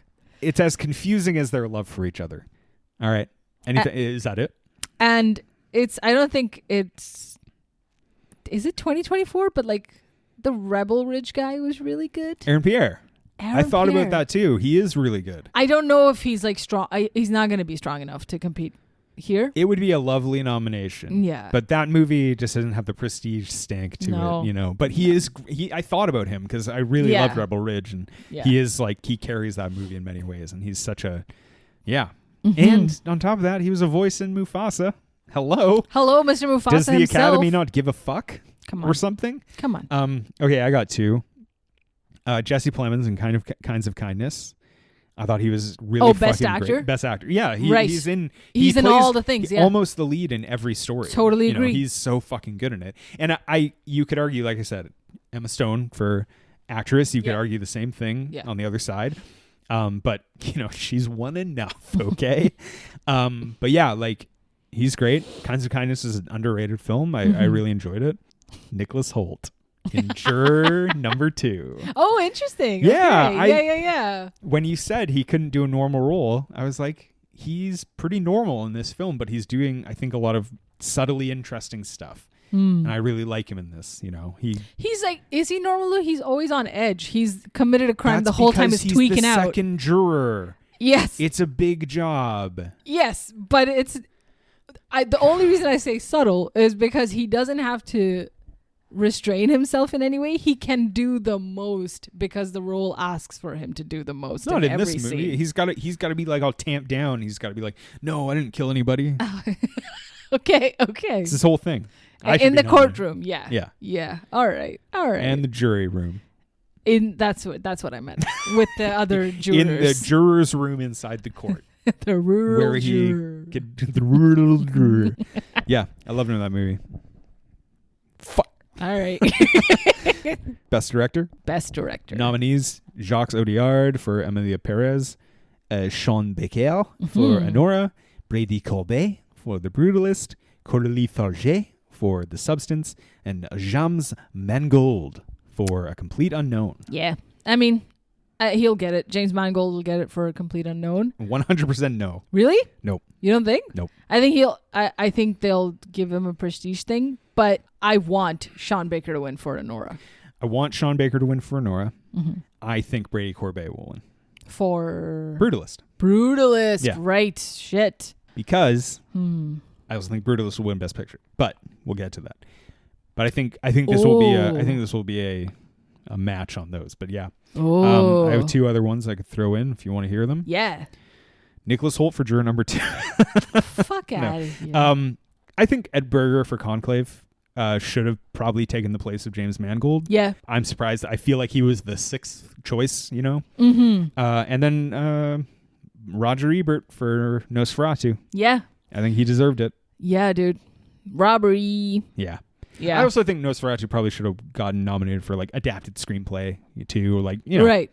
Like I said, it's one of my favorite movies of the year. It's there in cinematography. I think it'd be. That's it, though. That's it. Yeah. Yeah. Yeah. It could have been score. It could have been cinematography. It could have been all these, so many below the line things. Mm-hmm. Lily Rose Depp, Robert Eggers for 2 awards. Yeah. Best Picture. I truly think it's that good. It's one of the best movies of the year. Mm-hmm. Move on to Best Picture. Best Picture. All right. Nominees: Anora, The Brutalist, A Complete Unknown, Conclave, Dune Part 2, Amelia Perez Part 3, I'm Still Here, not the Bob Dylan film, Nickel Boys, The Substance, Wicked. It's a lot of nominees. It's a lot. It's a lot again, of cruft. I think in true Hollywood fashion, they will give it to A Complete Unknown. Man, you're so. I'm telling you. You haven't even. I can't blame you because you haven't seen the movie. Yeah. But it's just like a good movie. It's not really. I don't think. So you think like The Brutalist will still like clearly get it over? I think you're overrating it because of your what you have a preconceived notion of what it is because and you're not. I don't think you're wrong, but I think it's just a good film. This is just like vibes I've picked up. Yeah. From the like vibes listening of a man's to harmonica. The town, from like hearing what's happening in Put showbiz. your ear to the grindstone. I'm about the showbiz. I want Anora to win it, obviously. I want Anora to win as well. But it's I think it'll be either ACU or The Brutalist. Yeah, I think I want Anora to win. I think that The Brutalist will win, and that's it. That's it. That's all I have to say about it. So tight. Such a fucking tight category. Yeah. As I just said, I wish Nosferatu would have nominated. Yeah. The thing is, it's like not the issue with this category is that like I haven't seen Wicked, I haven't seen Nicholas, I haven't seen I'm Still Here or Amelia Perez, so I haven't seen half the films that are in this category. Yeah. Like I don't want to belabor the point that I don't think Wicked should be nominated for Best Picture, even though I haven't seen it. I think I have an idea of what that movie is going to be like, but like 2 musicals. Yeah.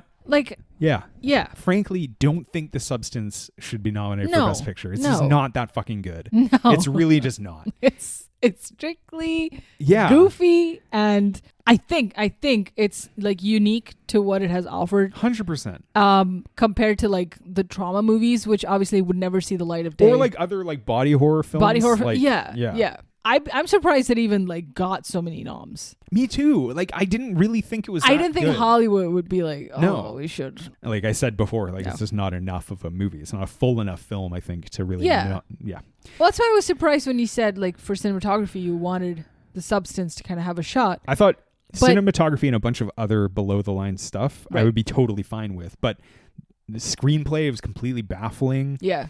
The actress, like, no, I'm not. Whatever. Director, maybe. But Best Picture, no. Like, I just don't. Even the cinematography stuff, though, it's like, okay, so you got some stuff from The Shining, and then you got some stuff from, like... It doesn't feel new. It doesn't feel new but neither visually. does The Brutalist. Yeah. Brutalist is just a fucking rip-off of How to Lose a Guy in 10 Days. When Adrian Brody shows up in a yellow dress that's all backless. So sexy. Hot. It's like, this is the only thing I could hottest pianist ever. The only thing I could bring from war-torn Hungary. A hot dress. My backless yellow dress. So you want Anora. You think Complete Unknown. I want Anora. I think Brutalist. Yeah. I think Nosferatu should have been nominated. I don't think The Substance should have been nominated. That concludes this discussion. Talk about risers and fallers. Fuck yeah. Let's fucking do it. You did your homework for this, so why don't you start? I predict that Conclave will rise because popes will always be around. Popes staying on top, Pope baby. be staying around. Yeah. And I also predict the Brutalist will go down. I don't think the youths give a shit. I got the opposite. Yeah? I have the opposite. I think Conclave will just not be... It'll be forgotten? Yeah. Despite the... You can't deny the staying power of popes. Yeah. But... Yeah. I think Conclave will not be as... Yeah. I think there will be a backlash to Conclave because of the ending. Oh, it would have already happened if it had to. I think it is. I think it's brewing. Remember, the Academy Awards is still in like 6 weeks, so... Okay. Still time. Yeah. And then also, the thing is, after the Academy Awards, people will go and watch these movies because they have now know that they were nominated. So, yeah. And you think the Brutalist will go down? I think the Brutalist will go down. I think the Brutalist will go up because it reminds me so much of There Will Be Blood, and that movie is always kind of like there's scrutiny on it because it's just full and has so much going on. I think the Brutalist has less going on, but I still think it's a great film. I think Nosferatu will just keep going up, keep soaring. Yeah, it's a horror film. It'll be fucking one of those bangers. It's timeless. It'll become like Midsommar did, kind of. Yeah, be talked about in that vein. All of Robert Eggers' movies continue to be objects of interest. You know? Yeah. Because he's just always doing shit. It's fucking. I have one. I think Dune 2 is really reliant on how good the next Dune film is. Yeah. If it's worse than Dune 2, it will go up, and if it's better, Dune 2 people will be like, "Oh yeah, Dune 2 wasn't that good." Good point. Because I truly don't. It was a great film, but I don't think it was. No. I felt dissatisfied compared to Dune 1. Definitely. It also doesn't have the rewatchability that Dune 1 does. I haven't watched it since we saw it. Since we saw it at the cinemas. And I watched Dune 1 like 6 times after I saw it. Yeah. I would like to, though. Maybe I will in the next little bit. Let's revisit it. Yeah. We'll find out. I have one more up. The Substance. I think because of the themes. Yeah, definitely. And the body horror aspect, it will. Yeah. I think Emilia Perez will keep going up. Yeah, it's on Netflix, so people will have access to it. Yeah, it's at the same. We could watch it. Same time as Wicked will keep going up because there's going to be a second part. Yeah. This was only proposed. So again, like the fandom is there, the fervor is there. I mean, the stage musical was on for like 2-3 years. Want to talk about your favorite films of the year? Oh my God, you gave me a very difficult task of picking top 5, but I couldn't. So I've picked a top 7. I can narrow it down to 5, but I have more that I will talk about after. Yeah, and you want to go one at a time? Sure. And mine's in no particular order. Yeah, just give me Anora. Yes, Anora for me as well. The Taste of Things. Oh my God, that was so beautiful. Technically came out the year before, but I saw it. But that's okay. But I saw it this year. We saw it this year. I saw it in theaters, and then I was like, "You have to see this movie." It was so it's a fucking great film. Go on. I'm just reminiscing. Okay. Yeah, great shout. Red Rooms has not left my mind. Red Room's on my list. Another one that you said was like 2023, but I guess it qualifies as the French. Year. They do things a lot. They faster. do things. It's fashionably late. Yeah. Red Rooms is one. Civil War is a big one. I had Civil War on my outside. It's outside of my 5. Okay. The First Omen. I have it.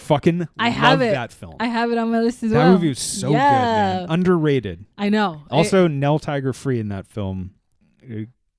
Great actress. Yes. Yeah. The Mrs. Omen. I just watched the Nicholas Winding Refn show that she's in. Yeah. And she is mercilessly killed in that show. It's Holy awesome. fuck. Yeah.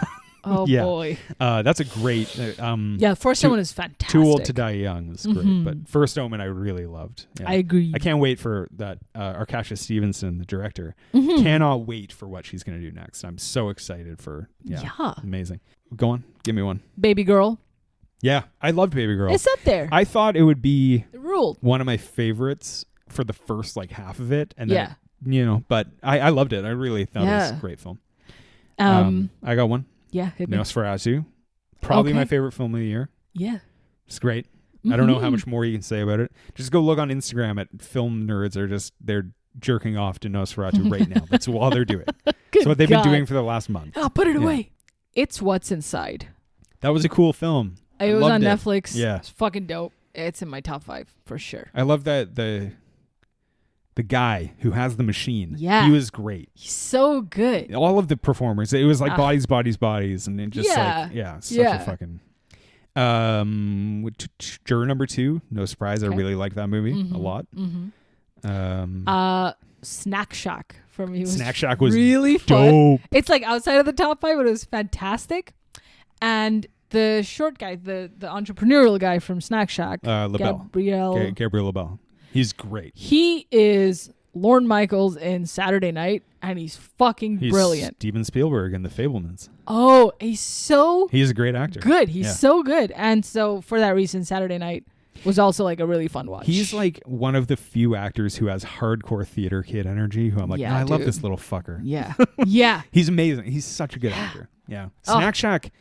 Oh, Snack Shack was awesome. That movie was so fucking awesome. Yeah. Love Lies. Oh, sorry. Strange Darling. Strange Darling. Yes. Yeah. Yes. Definitely on mine as well. Really good. Love Lies Bleeding. Should have gotten some love. That movie was fun. Yeah. That was. I really like Kinds of Kindness. Put that on my list. Yes. It's on my list as well. Yeah. And then my last one was Civil War, which you already said. Sick. I have a special mention for Alien Romulus. Yeah, that was incredible awesome cinema at the cinemas, like watching it in the theaters. There was an incredible cinema experience at the cinemas when we went to the cinemas. Yeah, exactly. Yeah. Start to finish. Great. I also it's not among my like favorites, but I just watched My Old Ass, which I really loved. That movie was pretty fucking great. Cute. Yeah. I had to watch it. I've heard you told me great things about it. It's like 80 minutes long. Nice. It's awesome. Tight. I actually thought I was tempted. I thought Aubrey Plaza could have been nominated for an award for that. She's amazing in it. And she's in about as many scenes as Silvio Rossellini, so don't fucking get on my ass about it. Got any more? Along the same line, and this is not like, oh, you gotta watch it, but Am I Okay was really fun. Am I Okay? It's got your girl Dakota Johnson in it, and it's a director, Tig Notaro. I never saw it. And it's on the streamings now. But it's DJ and Tig? Tig directed it. She's not in it. But DJ smashes it, and it's really fun. And it's like a nice, like, I think it might be in the same vein as the Aubrey Plaza film. Level of enjoyment. I would never say no to the classic duo of DJ and Tig. So you know how I am. DJ TN? Woo! I also have Maxine and Cuckoo. Oh, I loved Maxine. Yeah.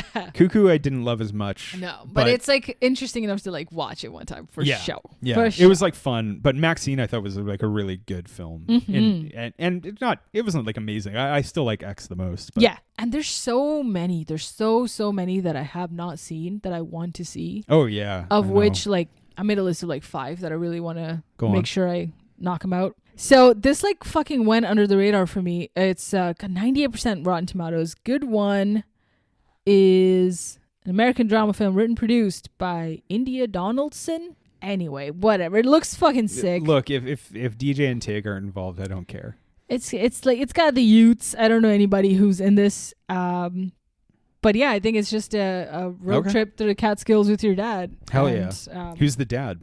Tig Notaro? Like, it's definitely not anyone I know. I'm sorry. I'm really happy. James LaGrosse, Danny McCarthy, and Lily Cole. Oh yeah, I heard that was a good movie. Okay, yes, so, I know the movie you're talking about. I did not know the title, but it's about a girl who goes on a camping trip or something with her dad, and James LaGrosse was like, yeah, heard it was good. Okay, yes, it looked really interesting. The premise looks cool. Oh Canada. Yeah, we never saw the Schrader. Yeah. Even though we did a Schrader in commemoration of the Schrader. I heard that movie's very good, too. Let's, like, bump it up our list and watch it at some point. If someone ever puts it on streaming for any reason. Yeah. Yeah. Let me know. I'm curious about Queer. I wanna see how different it may be from... Yeah. I've heard it's okay. Like, I haven't heard great things, so I don't know. Just to see Mr. DC do his thing. I really want to see Kneecap. Yeah, I still haven't seen Kneecap. I thought it was going to come out on Netflix, but because we live in a whole other country, they're like, nope. So hopefully it'll be out at some point. And so I'll check that out. And also our girl Amy Adams in Night Bitch. I think it'll be a fun afternoon watch. I've heard it's okay. It like a casual watch. I want to get some popcorn and get ready for it. I really want to see Nickel Boys. I really want to see September 5. And we're gonna catch them both very soon. Yeah, we're gonna catch them both. I really want to see. There's a movie coming out on Amazon called The Order, which I heard was really good. Yeah, got Nicholas Hoult in it. Yeah, of course. Yeah, I had a bunch of other shit written down that I haven't seen, But yeah, there's a lot of stuff. Yeah. Hey, you might enjoy Saturday Night. And I would find watch it. I would watch it. Yeah. Yeah, like just the way it's all about 2 hours. Yeah. Of like 10:30 to 11:30 or whatever. Also, I support my Canadian queen, Rachel Sennett, for doing whatever she does. Yeah. Whatever you do, Rachel Sennett. She's great. She's great. You could kill a baby, and I would be like, you know what, it. though? She deserved it. She should. She probably was allowed. She should. Yeah. All right. Should we wrap this bad boy up? It's been a long time. Oh, enjoy the Academy, everybody. Yeah, dude. Get excited for a new year of cinema greatness. And if all my predictions are right, I will be happy. If all my predictions are right, mail me $100. Thank you. What? Hey. Thank you so much for listening to all We're not this soliciting any money. nonsense. We like most of you. Hate Jojo Rabbit because it's not good. Hate Hitler.